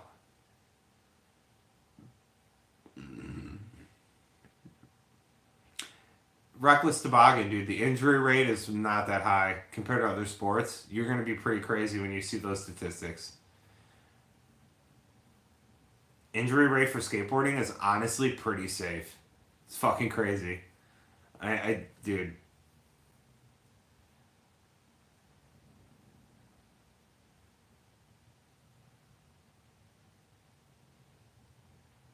quitter completes off marketplace for cheap. Yeah, you'd be so surprised at like the dude. Skateboarding's pretty safe, honestly. Pretty fucking safe sport.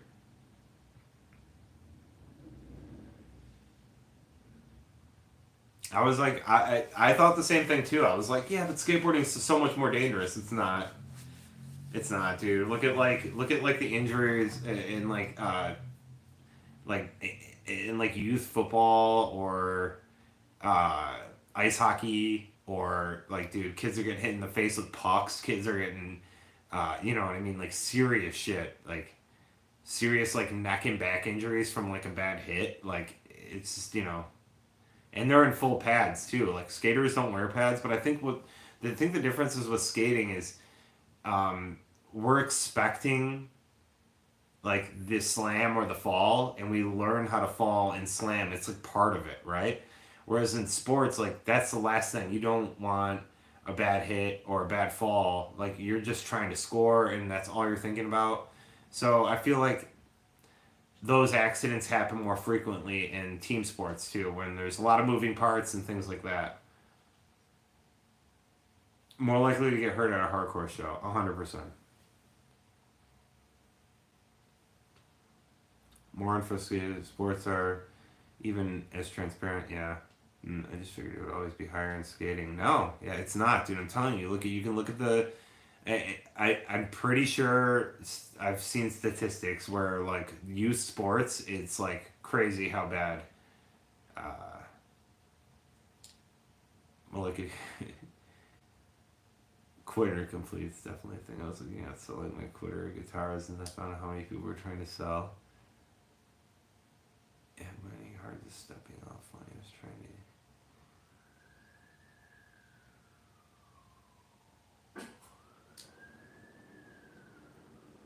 Oh yeah, dude. Well, that Wolf King. I don't know how old you are, but dude, as you get older, man, dude. I've hurt my knee just standing up weird before, man. You gotta be careful.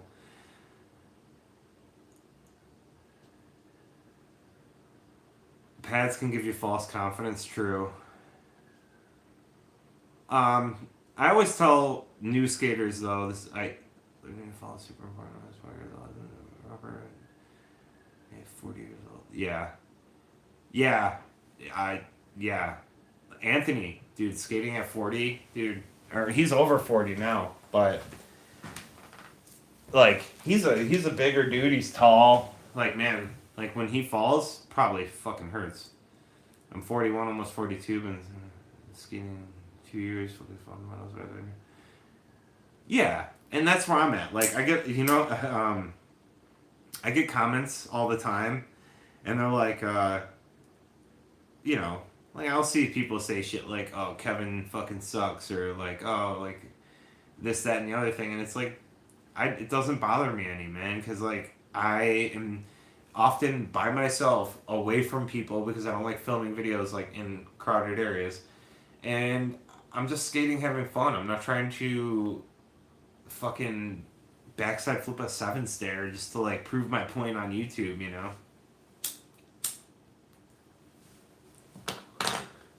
I just go out and I literally film my warm up, the skating, everything in between, and then I make whatever video comes of it, and that's that. But I always tell new skaters,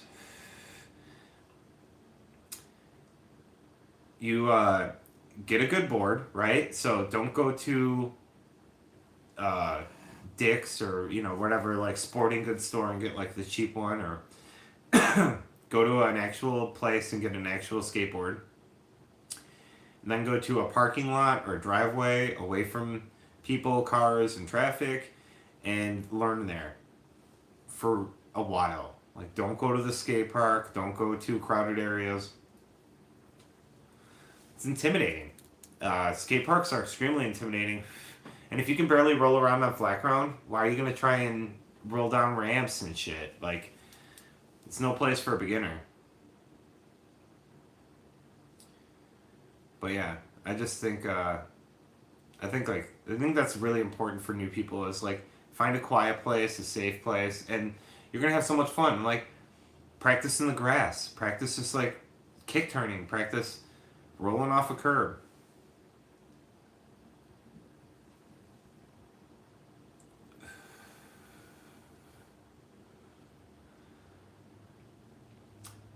Yeah, whenever I see someone like struggling to do a trick, I always just tell them like, just ride around for a while, dude. Stop trying tricks for 20 minutes. Just go cruise your board and carve and maybe do a couple ollies, you know? Like, if I'm ever having a bad day at the skate park, I stop doing all tricks. Try this next time. Try this. Next time you're at the skate park and you start having a bad day, you're getting frustrated, you say to yourself, 20 minutes, no tricks, and just ride. Bring it back down to what it's, the fundamentals of why it's fun, why you started skating in the first place, and just get that confidence build up back, just ride around the park, go fast, carve stuff, and just forget about that craziness for a minute, because skateboarding can drive you crazy, that's for sure.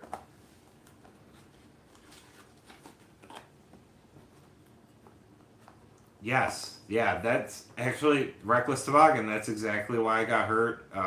What was it, 2 years ago? I went to the skate park after work. I wanted to get a video. I wanted to film. I wasn't feeling it, and I was trying to force myself to skate. I was actually trying to force myself to skate, and I fucking fractured my leg because of that. And my flip tricks have never been the same. Yes, yep.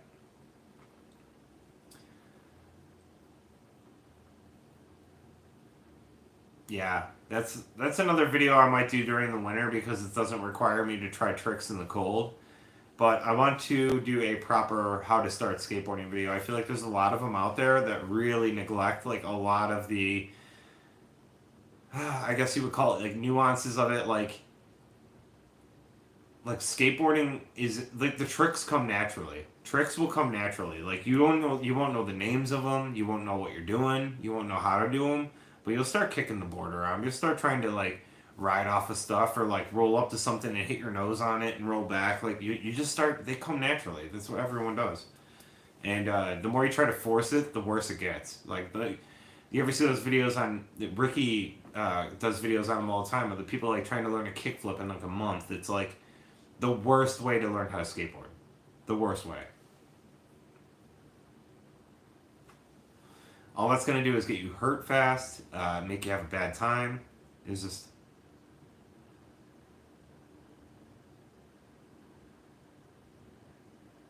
Yeah, reckless, yeah. You are reckless, huh?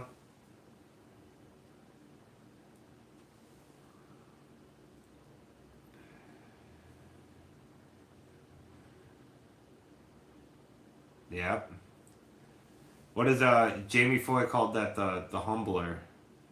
get humbled a little bit, you know?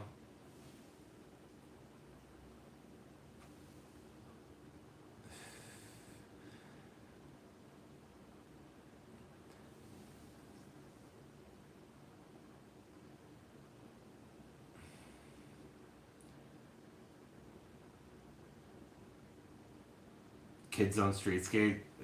Yeah. Yeah, I mean, with all the parks, like, that's kind of like the catch 22, right? Like, all these parks started blowing up in the early 2000s, and, like, I guess, well, the I guess it's like 2010 to 2020. There was, like, this huge boom in skate parks, which is, like, super cool, but now you're seeing this, like, uh, these kids look like they're skating a skate park in the streets when they do skate the streets, and then they aren't really skating street. When I was learning how to skate from my brother at age 10, he didn't allow me to do anything or any tricks until he saw us. Yep. Yes. Actually, if dude, you want to watch a really cool video? If you guys haven't seen it, way back in the day on my channel. Oh, not way back, like a few years ago, a couple years ago, maybe 3. I taught this girl Emily how to skate, and I'm not kidding. In one session, I had her grind a curb. I had her roll off a curb, um, without my help. One session, she grinded a curb and rolled off a curb. Like, one session. She could ride around a little on that. Yes, yeah, dude. It's just it's all about building the We started slow, and it was just like I would hold her hands and ride her off the curb. I let her feel how the board moves and how to lean her weight, and I was there to catch her. And then eventually she built up the confidence herself to where I could stand there right next to her and let her go. And then eventually I was standing 4 or 5 feet away, and she did it on her own. So it's just it's the build up, and it's slow. You can't just like throw people into it, especially why you don't go into especially why you don't go to like a skate park right away. It's gonna be intimidating.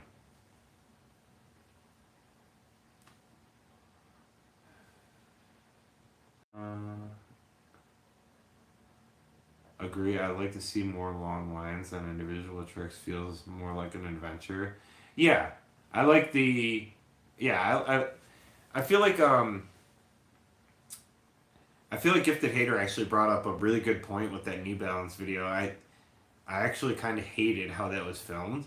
I think the skating and everything else was okay. Well, the skating was great. The music was okay. The filming was a fucking abysmal. It was like just so bad. Yeah, Dylan, that's how I got good at skating switch. Uh, I had that. Someone asked me this question a while ago, but how I got good at skating switch was I would like push to my friend's house and stuff, and I'd be like, all right, I'm only allowed to skate switch the whole way there, the whole 2 mile ride. I can only skate switch. So I would just push switch like very shittily, and then after a little bit, I started getting. I could push switch just as good as I push regular now. Basics, basics, basics. Yes.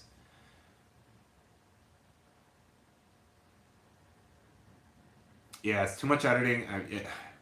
Yeah. I'd like to get better at slabbies. I can do backside crooks pretty consistently, just not much speed and distance. Yeah, I mean, I guess my suggestion for that would be to try a different curb, right? Because the one curb I was skating was too tall, and it was definitely fucking up my slappies. And then uh, try to brick rub it and lacquer it and wax it like really, really fucking good. Because a really good slappy curb, you shouldn't have to go super fast to like get into a good one. Obviously, fast is good, but you want it super icy. Like the icier, the better. It's just that's how it is for slappies. I really should get better at switch. Yeah, switch. I'm trying to get better at it. I have to switch Mongo push all the time. Yeah, Oompa, just dude, it's I know it sounds stupid, but like maybe one day, uh, you're just like, all right, I'm gonna go skate 3 miles, switch, and just keep pushing until it starts to feel normal, and then by the time you get home, you're gonna be a switch master.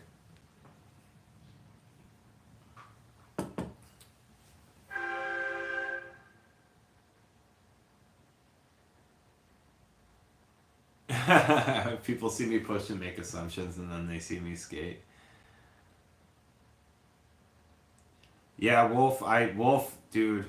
I was talking about that the whole beginning of the stream, man. I am so sick of this fashion shit.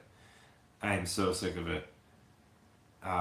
Gifted Hater is like just I can't stand watching him sometimes. Like like I said, I like the guy. I think he's hilarious. I've been watching him since he started, but I can't stand when he pulls up like someone will send him like a Chad Tim Tim video part that fucking slams. It's such a good video part, and he like literally will stop it within 10 seconds of the footage being played and be like, "What are these pants? Oh my god, look at this! Look at this guy's pants. He's wearing bell bottoms or boot cuts or whatever." And it's like that was the fashion back then, and he literally will not even watch the video part because of some pants he saw. It's crazy. And then my example of like Baker 3 is like Terry Kennedy, you got all these different characters like Bulala, like you got or no wait, Bulala's not on Baker. He was on Flip, like the Flip video. This is Bulala. You got Ardo. You got Jeff Rowley. You got all these different characters. They all dressed extremely differently. They all skated extremely differently, but together they were all friends and buddies. Like they all didn't have to dress the same. Now you watch like a primitive video and every single dude dresses the same. Every single dude has the same fit.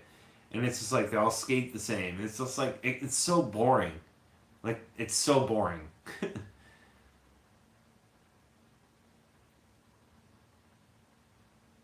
Do you think the lazy skating trend will end soon? Um, I don't know. I'm actually considering bringing back tight pants.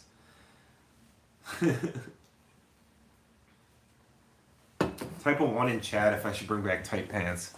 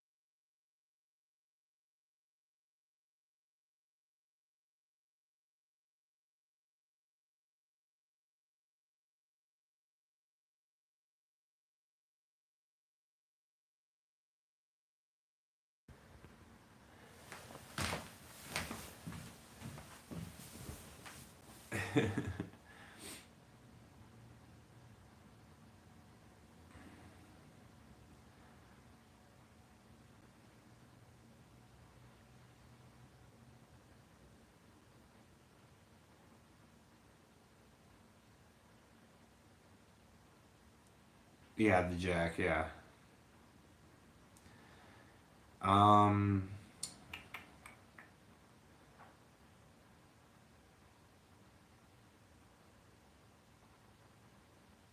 Seeing Baker vids at 11 gave me anxiety.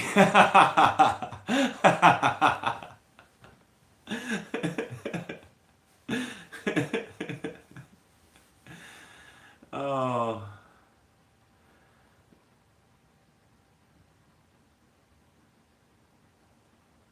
yeah. I think Gifted Hater has like a super awesome, really good place in skateboarding culture. Like he definitely does. Like there's a obviously a reason why he's so big, right? It's because people were longing for someone to be like a shit talker and tell it how it is, and be a villain, in the and because I agree, like skateboarding had gotten to everything's rainbows and butterflies and all skateboarders are amazing and we love everybody and stuff. It's like skateboarders aren't like that. Skateboarders are horrible people. I know a ton of skateboarders that are just like absolutely like just talk the most shit behind your back. They will like literally be your best friend to your face, and the minute you turn around, they're in a group message with other people talking shit. Uh, Skateboarders are some of the most catty little like schoolgirl bitches I've ever met in my whole life. uh, 25-year-old men acting like high school girls. So, you know, it, skateboarding needed somebody to come in and talk some shit. You know what I'm saying? Like, I support it 100%. But he's definitely not. Um, he's gotten better. I feel like a lot of people in the skateboard world, like Mason and like people that like work in the industry and are pro skateboarders, like talk to him now, and they're actually like, "Yo, man, you got to chill on some stuff you're talking about." Like there's a reason, and he learns this history lesson about said thing or whatever he was shitting on. So I think it's getting better, but dude, yeah, yeah, yeah.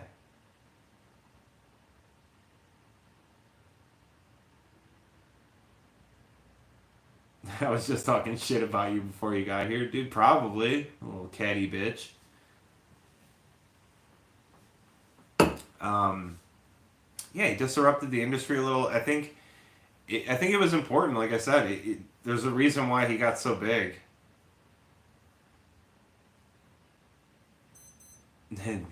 That's funny. Dylan's like, anyone love watching setup videos? I can watch people set up boards for hours. I like watching them, and I know people like watching them. I hate filming them.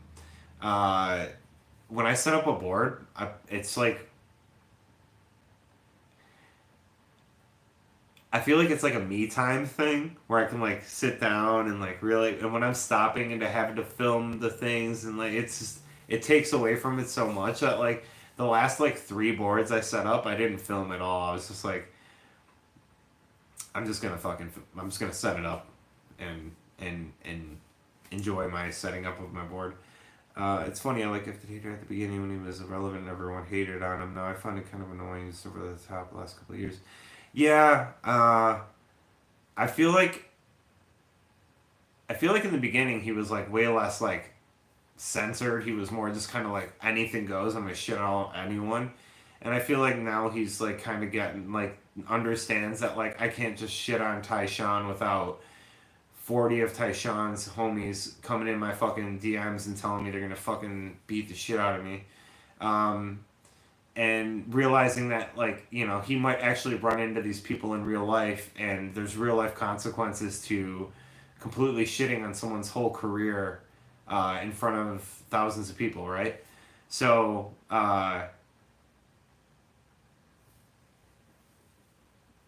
but yeah, office is not so great. Shit talking's fun, but that's your driving motive. Yeah, yeah. Like I said, I think he needs to understand that like critiquing skateboarding is good, right? But like he also critiques from his generation's point of view, which is a bad take. He needs to critique skateboarding from a skateboarder's point of view, and not just like stuck in my generation. I like this music. I like these clothes. I like these boards. And if anyone skates anything else, they can fuck off. Like that's his attitude, and it really sucks.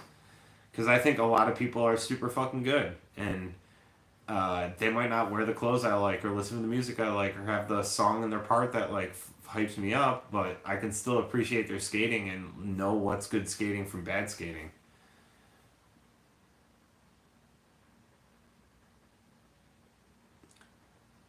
Yeah, Rick, try it out. Just film it, edit it up, and post it. What's the worst that happens? I mean, that's what I did, dude. I Some of my videos get no views. I don't care. I make them because I like making videos. If I didn't like making videos, I wouldn't make videos. There's a lot of appreciation for risky history and respect for the elders. Oh yes, dude, a loss, yes, 100%.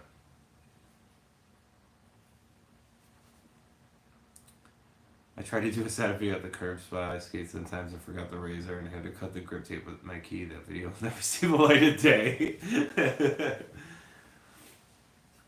What's a company that you would love to see make a comeback? Uh, flip, flip. It's not gonna happen.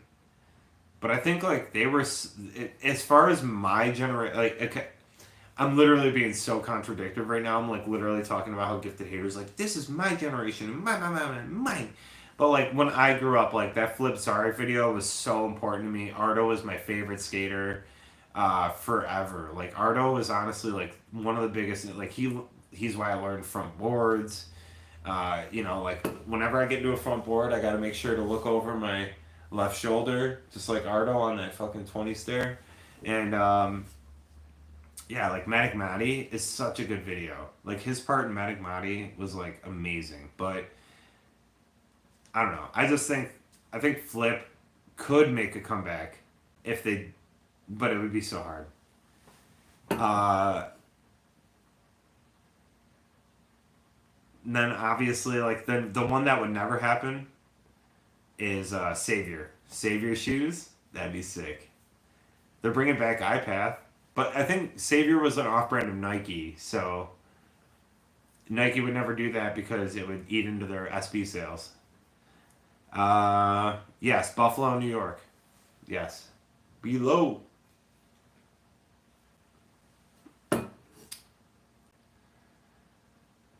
Flip at its peak was indeed amazing. Yes, dude. Like Flip Sorry and even Really Sorry. Like some of the, I honestly say like Flip Sorry and Baker 3 are like here, and and then Photosynthesis is here.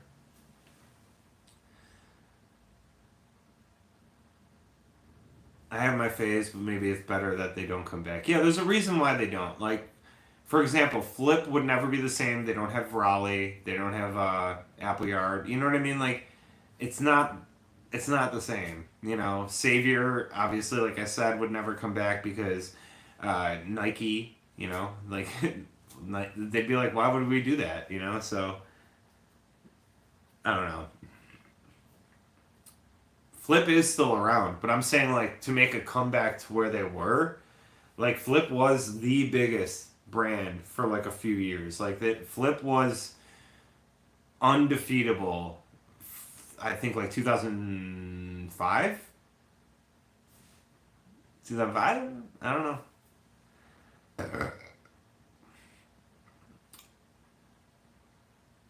I thought that's what you meant. Like make a comeback, being like Flip is still around, but they make a comeback to being like the best. Yeah, I think they do. Yeah, I think Tom's still on. iPath, yes, iPath is a great one. I I don't want to skate them, but I think they're cool to see other people skating them. I was never an iPath guy, for sure. I wasn't. Oh, I know, dude. Apples was on fucking Disorder.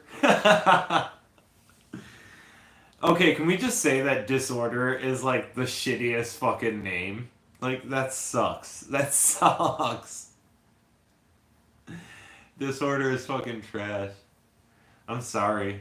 Like Nigel's great, dude. He's a good skater. The Ja dude kills it. But fucking dude, oh my god, that's crazy.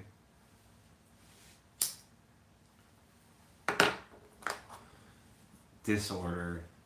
Wow. No, there's like certain things that like fucking yeah, their graphics are shit. Their graphics look like their graphics look like uh fuck like the background of a Linkin Park album. Um, but then it's like Nyjah. Like Nyjah's just like the most like sporty dude. It's just like it doesn't fit. Disorder is the perfect example of like someone typing into AI like in 2024 what will be really cool to make a skateboard graphic out of, and what would be a really cool name, and then like it Disorder doesn't fit Ja's image or logo, like none of that stuff. It feels like it's just like an AI, like, what would be cool in skateboarding in 2024? Edgelord, though. Yo, dude, he's so edgy. He goes to the club and just, like, hangs out with, like, 30, 18-year-old girls. So edgy. Thoughts on primitive graphics look like AI too. Yeah, the name. Yeah, disorder. It's just, dude. Reckless Toboggan is right. Yes, Linkin Park's new album should be just called Disorder, and and it's just a bunch of like the skateboard graphics on there. It's perfect. 100%. 110%. Oh my god, that's so funny. You guys are funny. I got funny chatters. You're being goofy.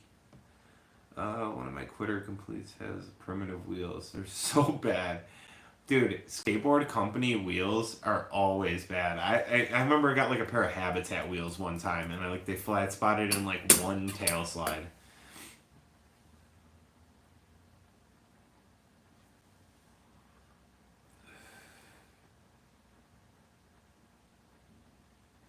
Funny looking. Why was that retracted? Dude. Um Did you delete your message, Reckless, or did YouTube delete that?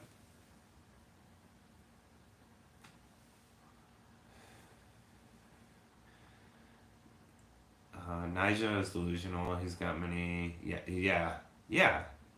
That's a perfect example of, dude, when you become super successful and you're surrounded by like money, cars, women, all these things, all of the people in your life just become yes men and just say like, yeah, good idea, Nigel. Yeah, disorder sounds sick. Oh, dude, wow, that graphic is so cool, dude. Yes, run it. You know. I deleted it. You said you were funny, so I thought it was funny looking. I felt bad. No, dude, I thought that was funny. Don't be feeling bad. You're moderating your own. Reckless. What are you doing? You can't moderate your own. You're not a moderator. Stop moderating your own things, or I'll make you a moderator. How old are you? Are you old enough to be a moderator, Reckless?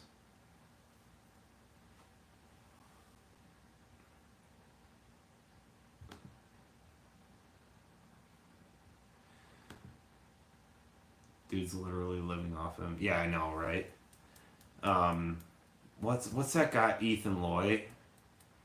He's really good at skating, and if he just like had his own personality and wasn't just like glued to Nija and just doing drugs all the time and being like a fucking rave boy, he'd probably be like a good skater that had like a career. I don't know. Sorry.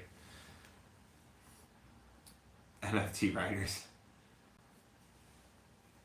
I'm so old. You're so old. Alright, Reckless. Don't make me regret this. Okay, manage block words.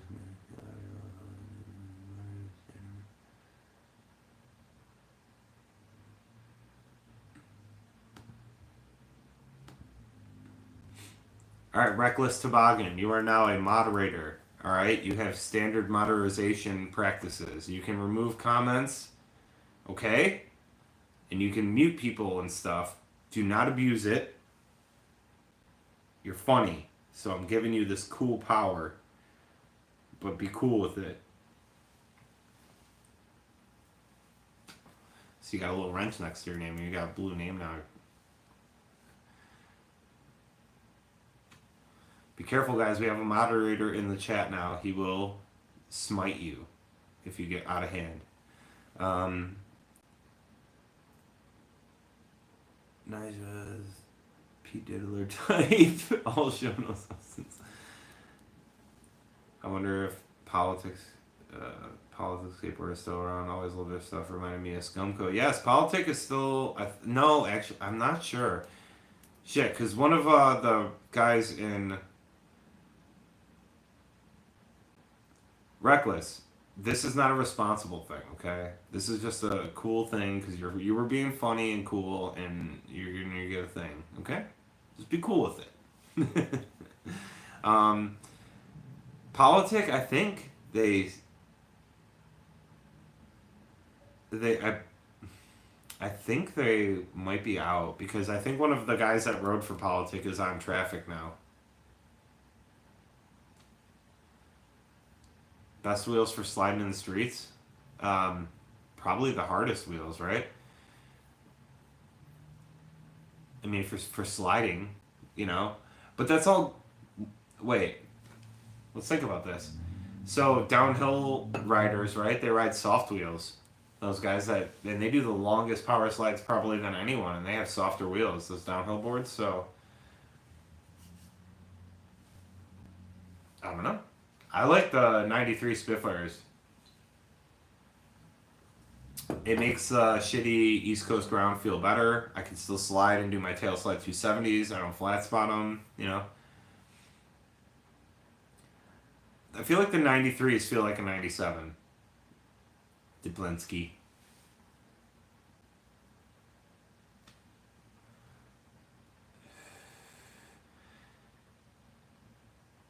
Yeah. The 93 Spitfires, I, I feel like Jim Thiebaud and the people over at Deluxe developed some kind of weird wizard magic with those wheels because I've even seen like posts about the 93s feeling like the 93s feeling like a 97. Like I saw somebody saying basically like Spitfire made a 97 and just labeled it a 93 to compete with the Dragon wheels or some shit like that.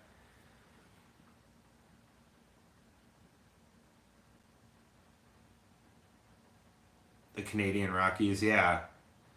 Yeah, the Spitfire 93s are literally like they're perfect. They work at the skate park. They work like the Dragons didn't. Dragons did not work at the skate park. They squeaked on rails. They they bounced really bad.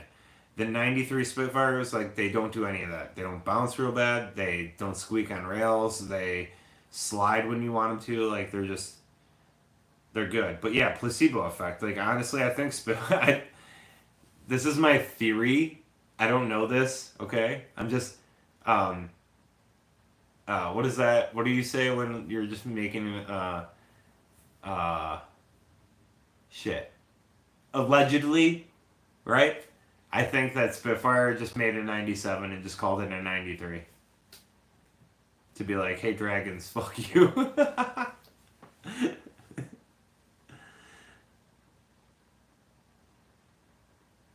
I wish I made the radial 93s and 52. That would be my perfect wheel. Yeah, I feel like they're going to start making more sizes and shapes in that durometer because they're so popular. Yeah, the Dragon Slayers. And by the way, I coined that. I was the first person to make a video calling them the Dragon Slayers. And then other people on YouTube stole that from me. Thank you very much. Thank you.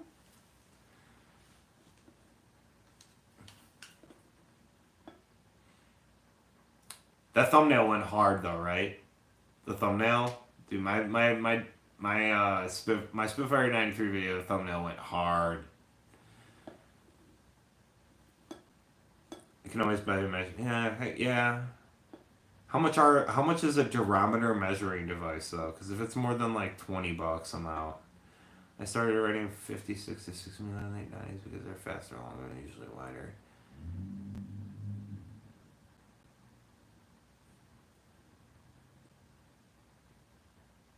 Now the question is, why do all wheels only seem to come in even millimeter size?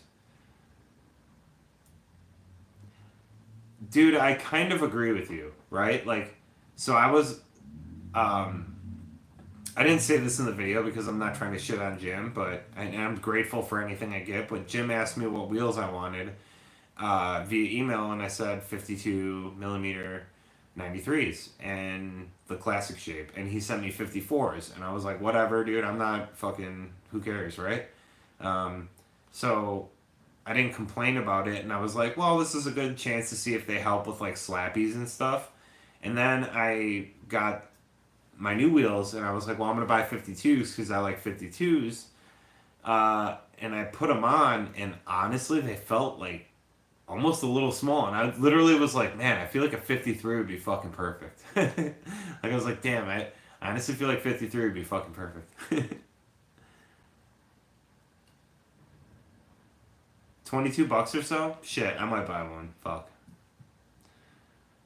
Derek, if you're in the Discord, link the durometer tool in Discord on Amazon. I'll buy it. And I'll make a video. Damn it. Dragon Slayers is just a better name, or 93 Soft Sliders. Dude, I've also said that in another video. I think Soft Sliders is the stupidest fucking name Spitfire could have used. I would have called them Spitfire Formula 4 93s.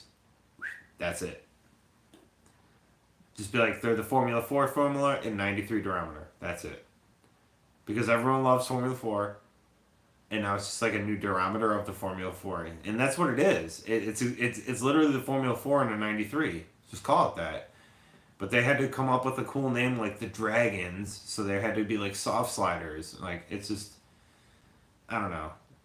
I think marketing at Deluxe is lacking.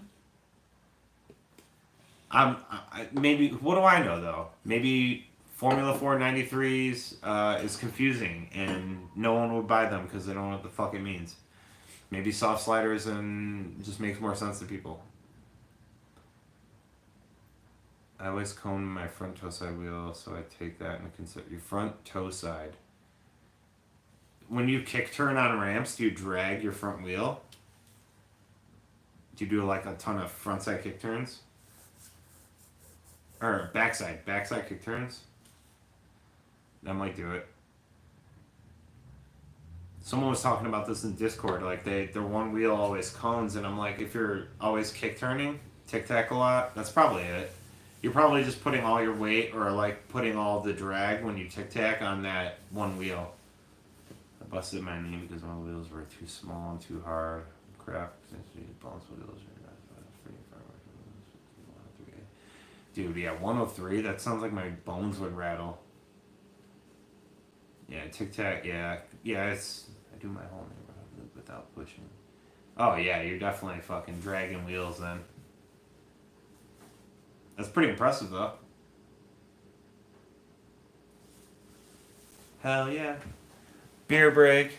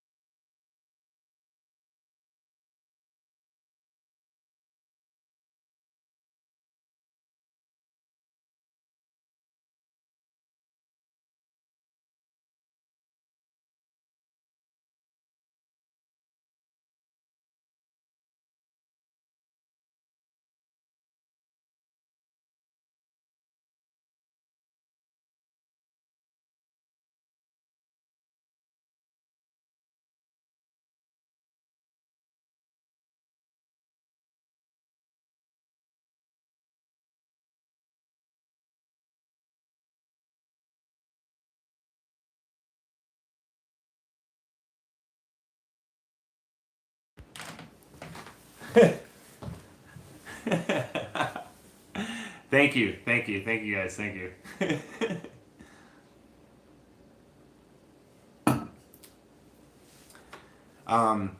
So wait, there's like 18 people in here, and I was saying basically, I want to start streaming, like actual streaming, like on a PC with, we can watch videos together, we can watch like, I don't know. Do you know what I mean? Like, it was spitting facts. But do you guys think that'd be like worth it? It's like it's expensive, but I mean, maybe it'd be cool because I could finally start editing my videos on a computer instead of my cell phone. And also, if anyone has any like recommendations on like how to build, like I have no idea where to start. Um,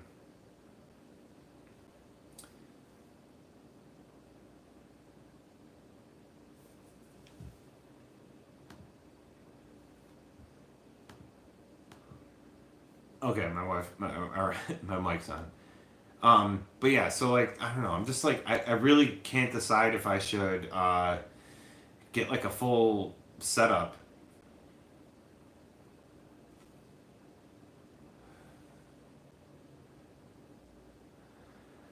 Yeah, I like editing on my phone too, and I think I probably still would. But like this would open me this would open up like if I got like a GoPro, if I got like other stuff, I could do like bike videos with like chest mounts and things like that. Um, there's a beverage here.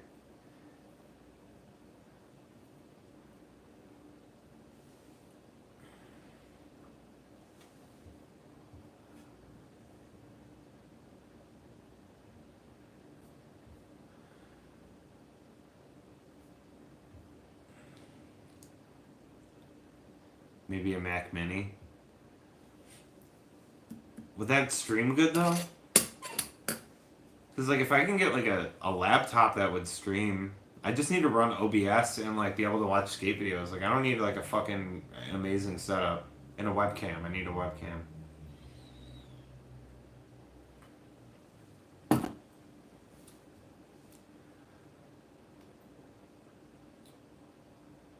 Like I'm honestly having so much fun. Like I this is and this is just me chatting with you guys in chat. I couldn't imagine like how fun it would be if we could like pull up videos and uh, react to like new videos and stuff. Because like while I agree that like Gifted Hater is like a fun watch to him react to stuff, people send him videos all the time and he just like shits on them and like fucking I don't know. It's get a job that provides you with a laptop and use the work laptop.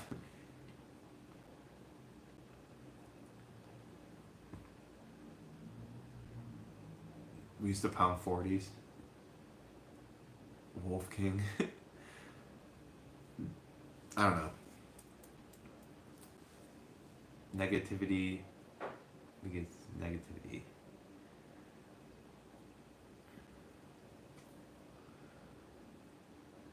Yeah, I don't know.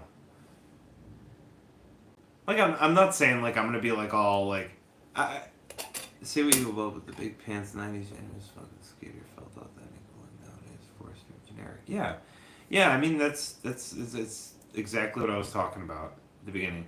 I long for the days of people being more individualized and not being like I want to. You know how bad I want to see some dude come out with like leather wristbands and like just rip on a skateboard and like have his own unique style and like not be like doing the stupid fucking every other kid is wearing like polar big boys and like a cropped like big shirt with like a beanie with flames on it and like a chain wallet and like it's just every kid looks the exact same and they're listening to some like underground rap beat that they found on like I don't know.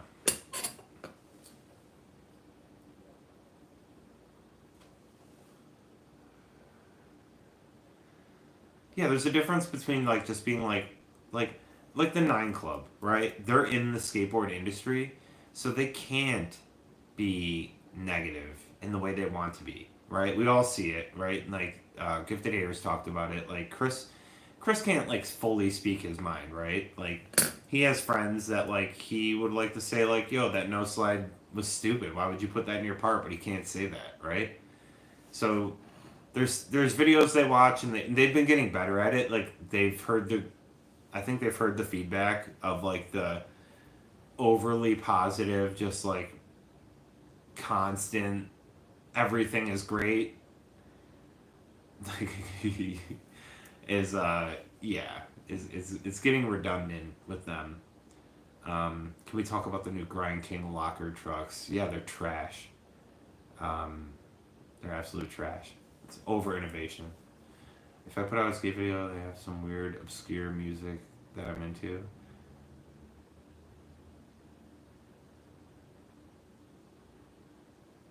Yeah, yeah, like authentic, like Chris Cole.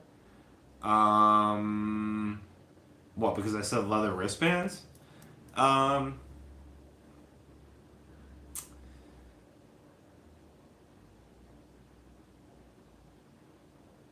well, yeah, because okay, yes, yes, authentic like Chris Cole. Because when Chris Cole was wearing armbands and boot cuts, oh, actually, no, yeah, you're right. It'd be the opposite. Because actually, Chris Cole was being very unauthentic when wearing that shit.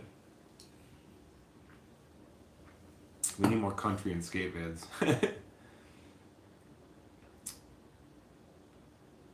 Just not do. Yes, yeah. It's just being more individual. Like I think people are not comfortable in their own skin, and that's the problem, right?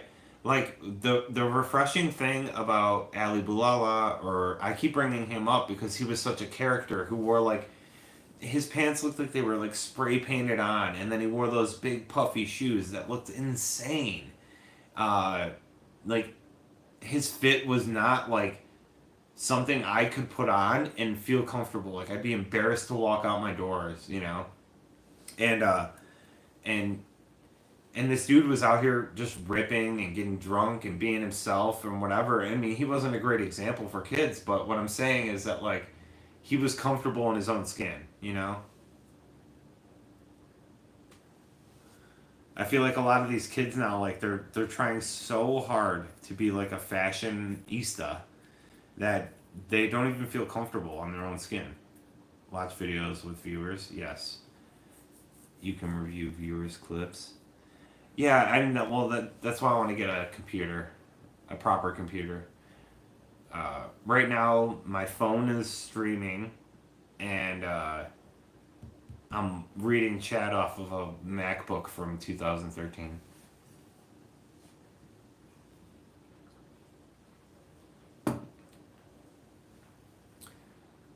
Check out Mash Life Wildflower.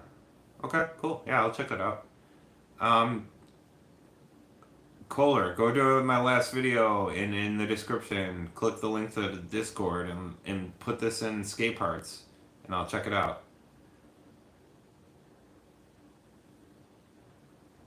No, you know what was actually really cool is I was joking around with somebody at work, and um, I was like, you know, what'd be really cool is if like some dude just like went out full cowboy status and wore like cowboy hat and like a handkerchief and like button up shirts and like jeans and just like ripped. And then that Steve Corona guy that's like friends with, hey, Covetown, what's up, man? Um, Steve Corona, I think his name is. He's friends with Leo Romero on Instagram, and he's just like he rips and he does it. He pulls off the whole cowboy kit. It's like this cool Mexican dude. He's just like fully decked out in cowboy hat, grinding handrails in a cowboy hat. Like this shit rips. That's so cool. Very hyped. Jamie Thomas addicted to molding Chris Cole on the Nine Club. Yeah, yeah. No, 100%. Yeah, that's what I was. I agreed. Kids are branding now. Yeah, just don't get into drama. Yeah, no. Yeah, Rick. Yeah, that's no. That's not the idea. I stay out of drama. We know about the drama I avoided.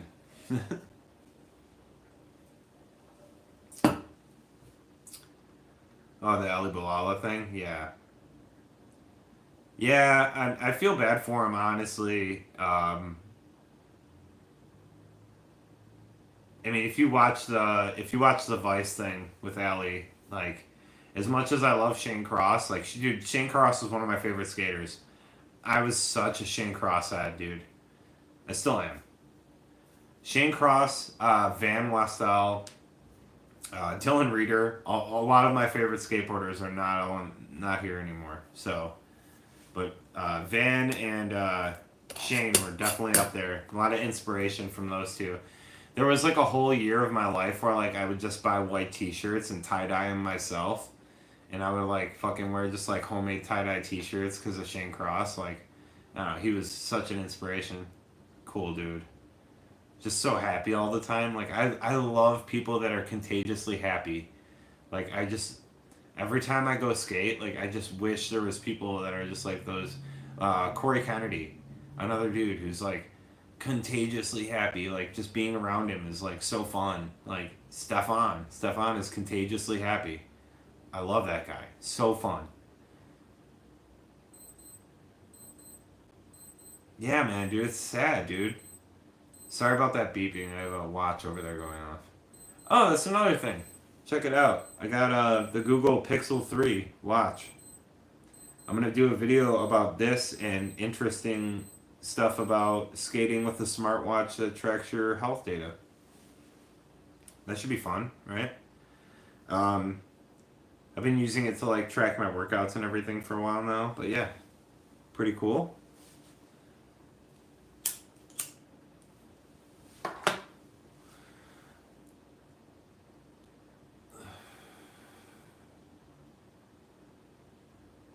Yeah, dude, I do. I do.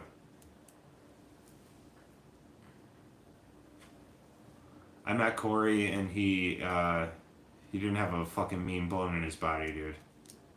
Like I didn't. I met him and talked to him in real life, and he's the nicest, just friendliest dude, and shit was an accident, dude. You know. Not only that, he had to fucking pay his dues for it, um, and he's still paying for it. So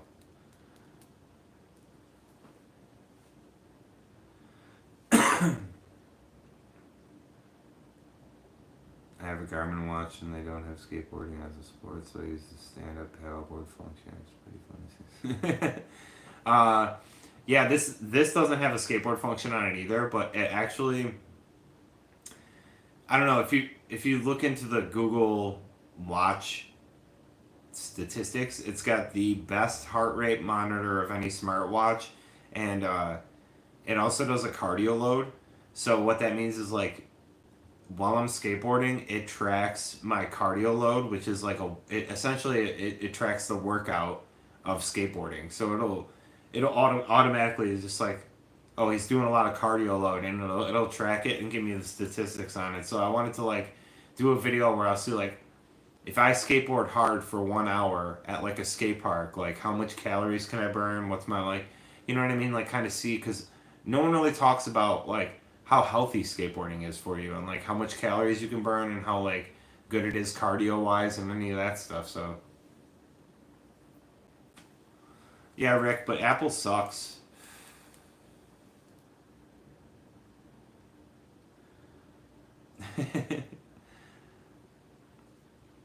This is weed.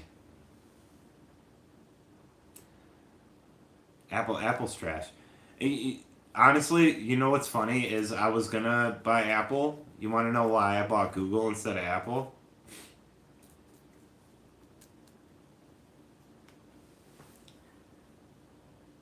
The reason I chose to go with Google over Apple is because Google doesn't use plastic at all in their packaging. That's it.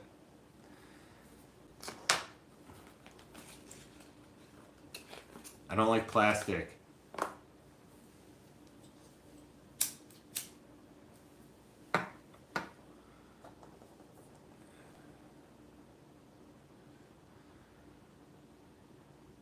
How do you milk sheep make a new phone? Make a new iPhone, yeah.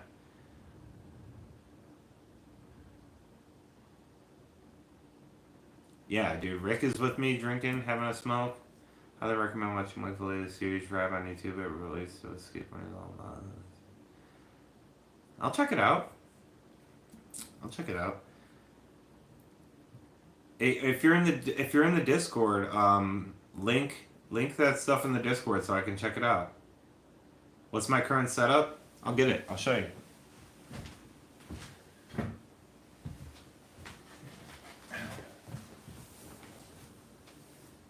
All right. 825 April Uto. 14-inch wheelbase, 52 millimeter Reynolds Spitfire 93s, Bronson Raws, Venture V8s, Alvear grip, and Little John's rails. Only skated one time, and it was fucking awesome. I love this thing.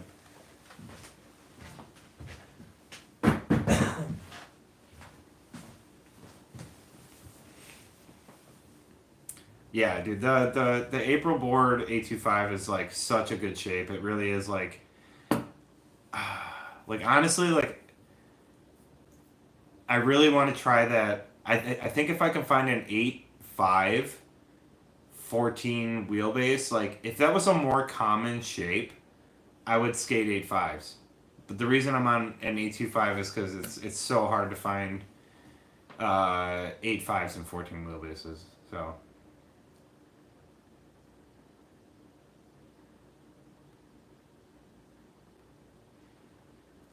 Yeah, Reckless. I got the snow skate ready to go. Yeah, Kohler, I really loved my Limo 825, the one I had before my last one, but that slick one I had was warped. It was so warped. Creating a doc about yourself is a bit sus. Who's doing that?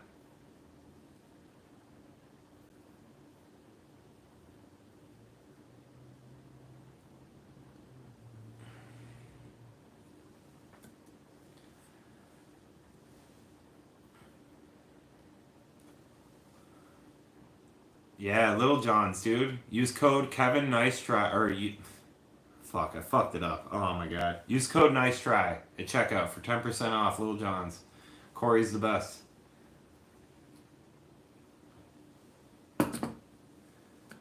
Show Corey some love. Message or leave a comment on his latest post on Instagram and say, "Hope your ankle feels better." Dude, right? Like you watch snow skating. Okay. That's the other reason I want like a regular setup for streaming, is, the like watching snow skate videos. You watch that shit and they make it look so easy. And like I've been skateboarding my whole life, and I got a snow skate, and it took me like an hour to get like a decent kickflip flat ground. Like that shit is so hard. Oh, Mike V made a documentary about himself. Yeah, my phone's dying too. Actually, hang on, I gotta check my power on this thing. Oh, okay, we're still chilling. This was meant to be an hour stream. I was like, yeah, I'll stream for an hour and test out my thing or whatever. We're on like almost 3 hours. We're on 2 hours and 36 minutes. Yeah, dude, they're insane. You watch these guys and they're doing like just like shit on handrails, and you're like, oh, it's got to be pretty easy. And then you try to snow skate and you throw it down, and just trying to go straight is fucked. Like just trying to go like straight at an obstacle is so fucked, and you're like, dude, these guys are going up to handrails. Like that's nuts. Yeah, I got a snow skate thinking like, yeah, I'll get like a couple. One of my snow skate videos is like learning how to manual on one. Like I manualed like the manual pad at the skate park and was like hyped. And it's like, dude. And then you watch these snow skate videos and they're fucking. What was the best gig? Like show, like concert, or like what do you mean by gig?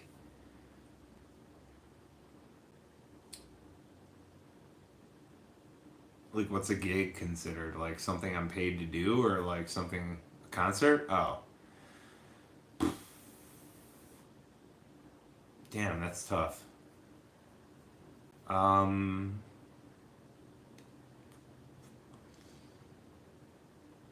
uh, that's gonna have to be, I think, the Thursday Thrice Coheed concert I went to in like 2012 or 2013.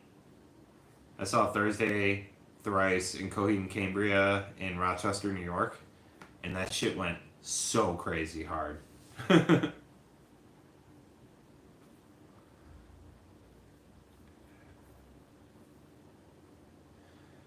Dublensky, man. Enjoy your cigarette. Take your time. Yeah, it was like, so it was right when Coheed came out. So I had no idea who Coheed and Cambria was, and I was like, who is this guy, man? His voice is nuts. But like, there was like girls around me crying in tears because they were so. Yes, Thrice, yeah. Um, Thrice was actually kind of disappointing. Uh, but it was actually like Thrice was one of those things where it was like they wrote about. I remember reading the article in like a paper a couple days later, and they were talking about how Thrice was like just they were having a bad run that time in the tour, and they like their heart wasn't in it. But dude, Thursday made up for it so good, so good. Jeff Rickley is like the best stage performer of all time. Like if you, even if you don't like Thursday, if you see them live, you'll understand. You know what I mean? Like it's one of those that like you're like, oh, I get it. Like this dude's a fucking showman. Like he puts on a show. Like yeah, early 2000s. Yeah.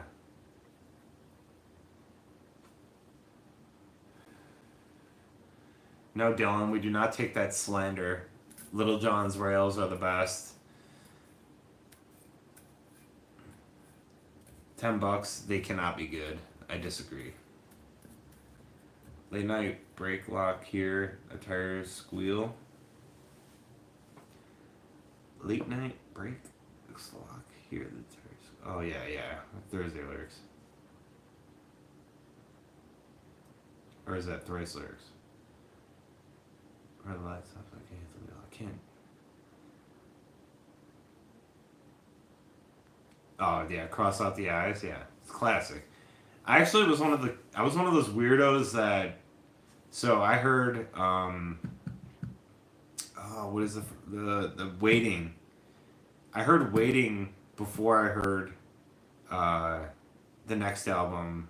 Shit, why can't I think of the album names right now? Uh, shit.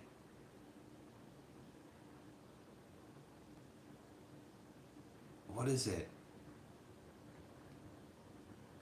Damn it, I can't think of it. Anyway, Waiting. I remember listening to Waiting before I heard like Understanding in a Car Crash and all that other stuff off the next album, and obviously they blew up then. But I always preferred Waiting. I was like, Waiting is one of my favorite fucking albums. There's so many good songs on there, and I kind of liked how shittily produced it was. Um, I don't know. It's controversial. Everyone like even Jeff, like lead singer of Thursday, he doesn't like that album because of how shitty it's produced. But I like how raw it sounds. It sounds like a basement show. It's fucking sick.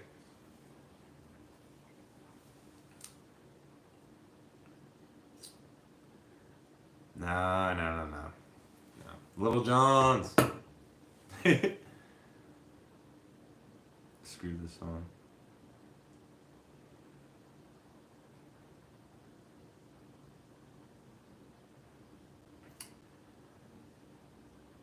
Are you a fan of any other early screamo bands? Yeah. I mean, Taking Back Sunday. Uh, like, I mean, all that kind of general stuff. Comeback Kid? No, I haven't seen them. Oh, Modest Mouse. Yes. Love Modest. Dude, I was such a Modest Mouse head. Dude, love Modest Mouse. Under Oath. My hands are getting frostbit. Brand new, Taking Back Sunday. Yeah, yeah, yeah, yeah. All good stuff, man. I love all that stuff. Coheed, kind of sick. Reminds me of Rush and something else. Yeah. Yeah, definitely. Definitely. I feel like also I need to be looking up here at you guys at the camera, but like my chat's down here, so that's like the issue I'm having. But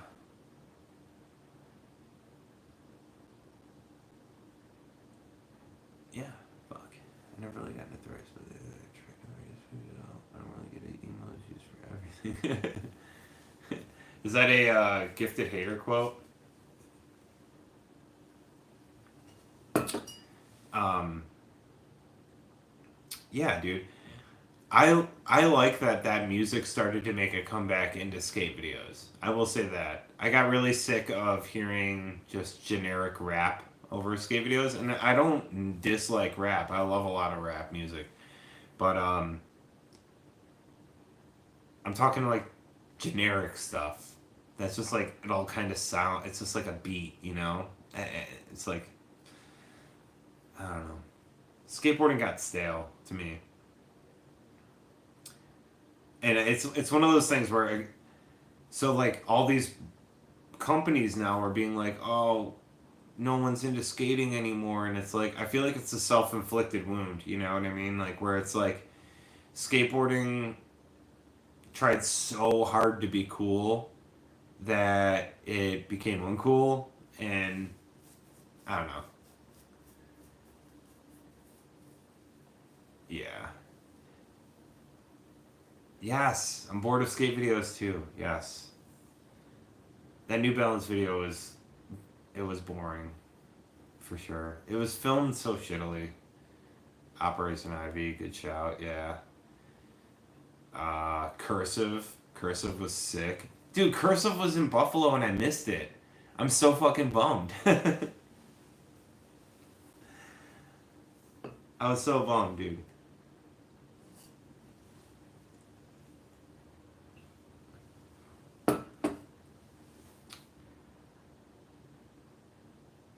I will say the one good thing that skate videos have done recently, and I think it was like really prevalent in New Balance video, was ramp slow mo. But if anyone in chat is looking to rejuvenate their love of skateboarding again, uh, it's so simple. All you need to do, go on YouTube, type in Trans World Skateboarding, First Love, Modus Operandi, IE, any of those old Trans World videos. Sight Unseen, one of my favorites. That is to me the pinnacle of amazing skate content. Trilogy, yep. But watch how it's filmed, the music, the editing, and this is what I want to see recreated.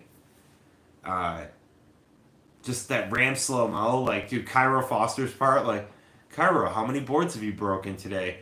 I don't know, but it fucking sucks. As he cracks his board, and then fucking it fades into like the built to spill, like bam bam bam bam bam, and then he slow ollies over the thing. It's all black and white, and then he comes in at that SF ledge spot, and it just like picks up, and the color comes in. It's like, dude, take notes, kids. Edit like that. Make Transworld videos.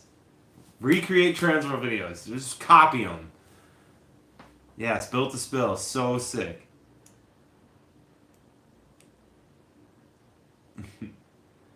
Old man rant over.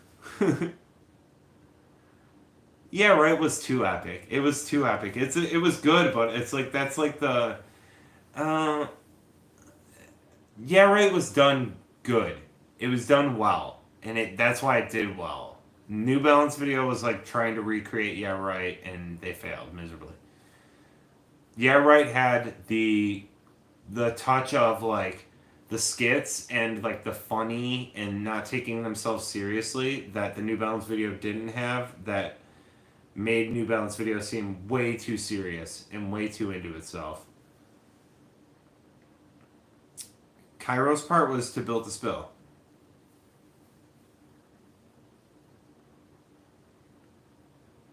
This is like a trip down amnesia lane.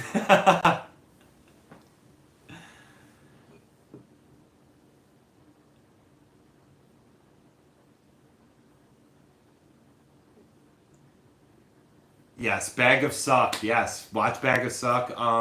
Man Down. Does anyone? Dude, bonus points in. if anyone in chat knows Man Down, bonus points. You automatically get super high bonus points for Man Down. Have you seen Man Down? Do you know Man Down?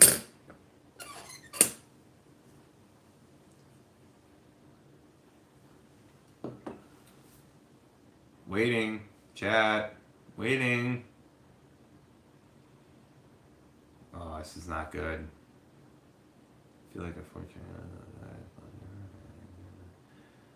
Man Down, been a while, dude. Yes. Dude, Diplinski. What? Oh my god. Rubbish heap? Yes, dude. Yes. Wow. We're digging deep now.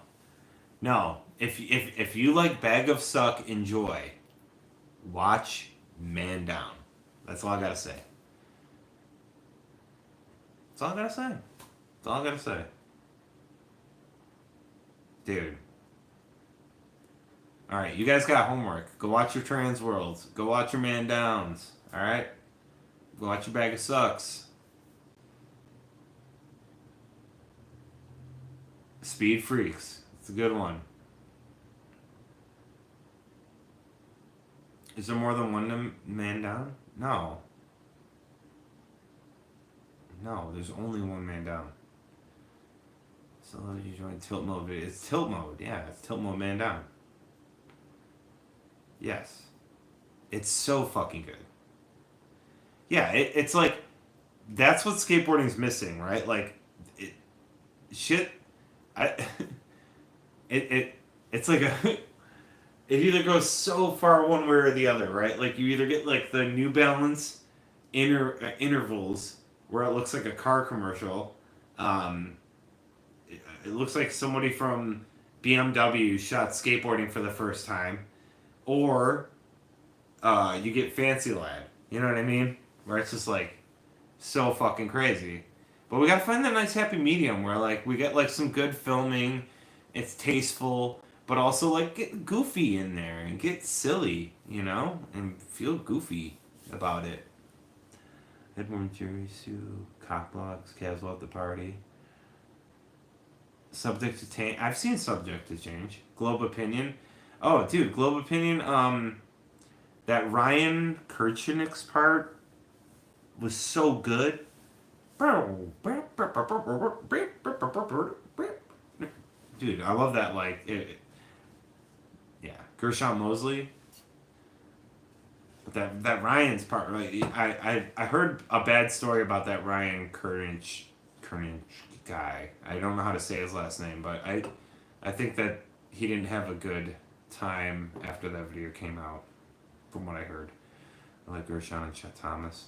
Yeah. Cliche videos are good. 4-star in Japan. 4-star in Japan's good. And shit, what is the analog video? That analog.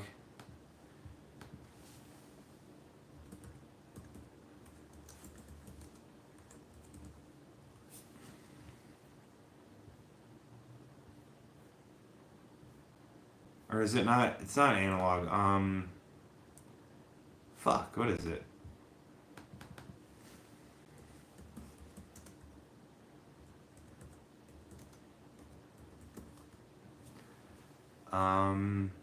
Oh, it's the Gravis tour video. Yes.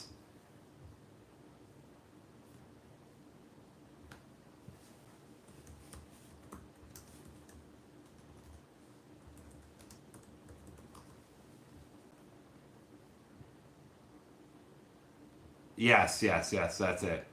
Dylan Reader, Analog Gravis Epics Tour 2012. No, that's not it. I know you guys in chat will know what I'm talking about. It's got Ardo, it's got Dylan, some other people in it. I forget the fucking name. Was it a Gravis video?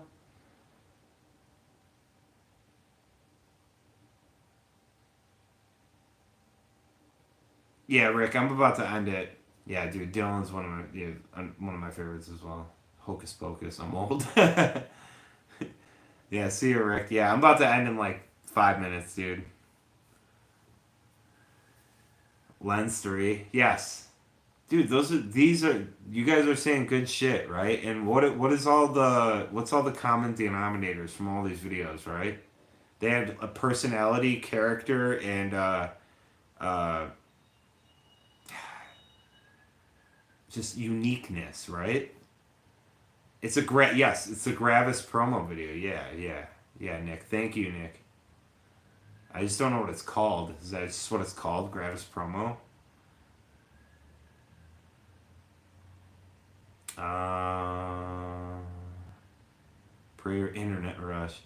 Dude, when you would get the free DVDs before the pre-internet rush, when you get like a free real DVD and with a skateboard, how sick was that? You guys remember that shit?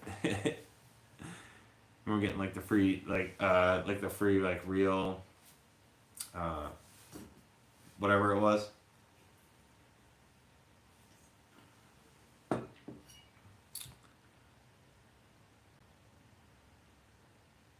Yes. Yep.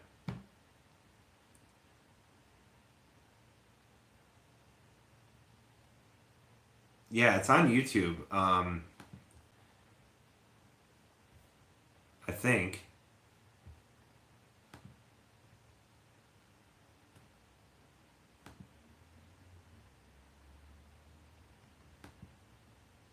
No.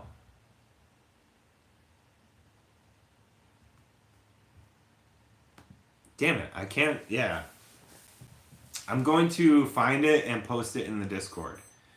But but yeah, I think that's gonna do it, guys. I think 3 hours it was good.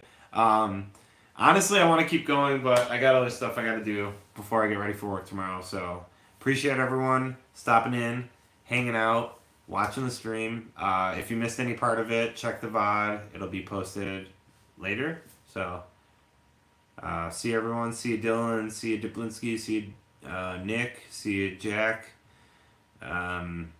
Celovision, see ya. Uh, Kuya Caleb, see ya. Kula Caleb, Cove Town, see ya. Appreciate everyone. Like I said, this was meant to be a test, like hour stream, and here we are 3 hours later. Reckless Toboggan, see ya. We would have a good one. Be safe, mostly. All right. No, you hang up. No, you! You hang up. No, you. No. I'm leaving. Making me nervous. No. How do I stop? How do I stop?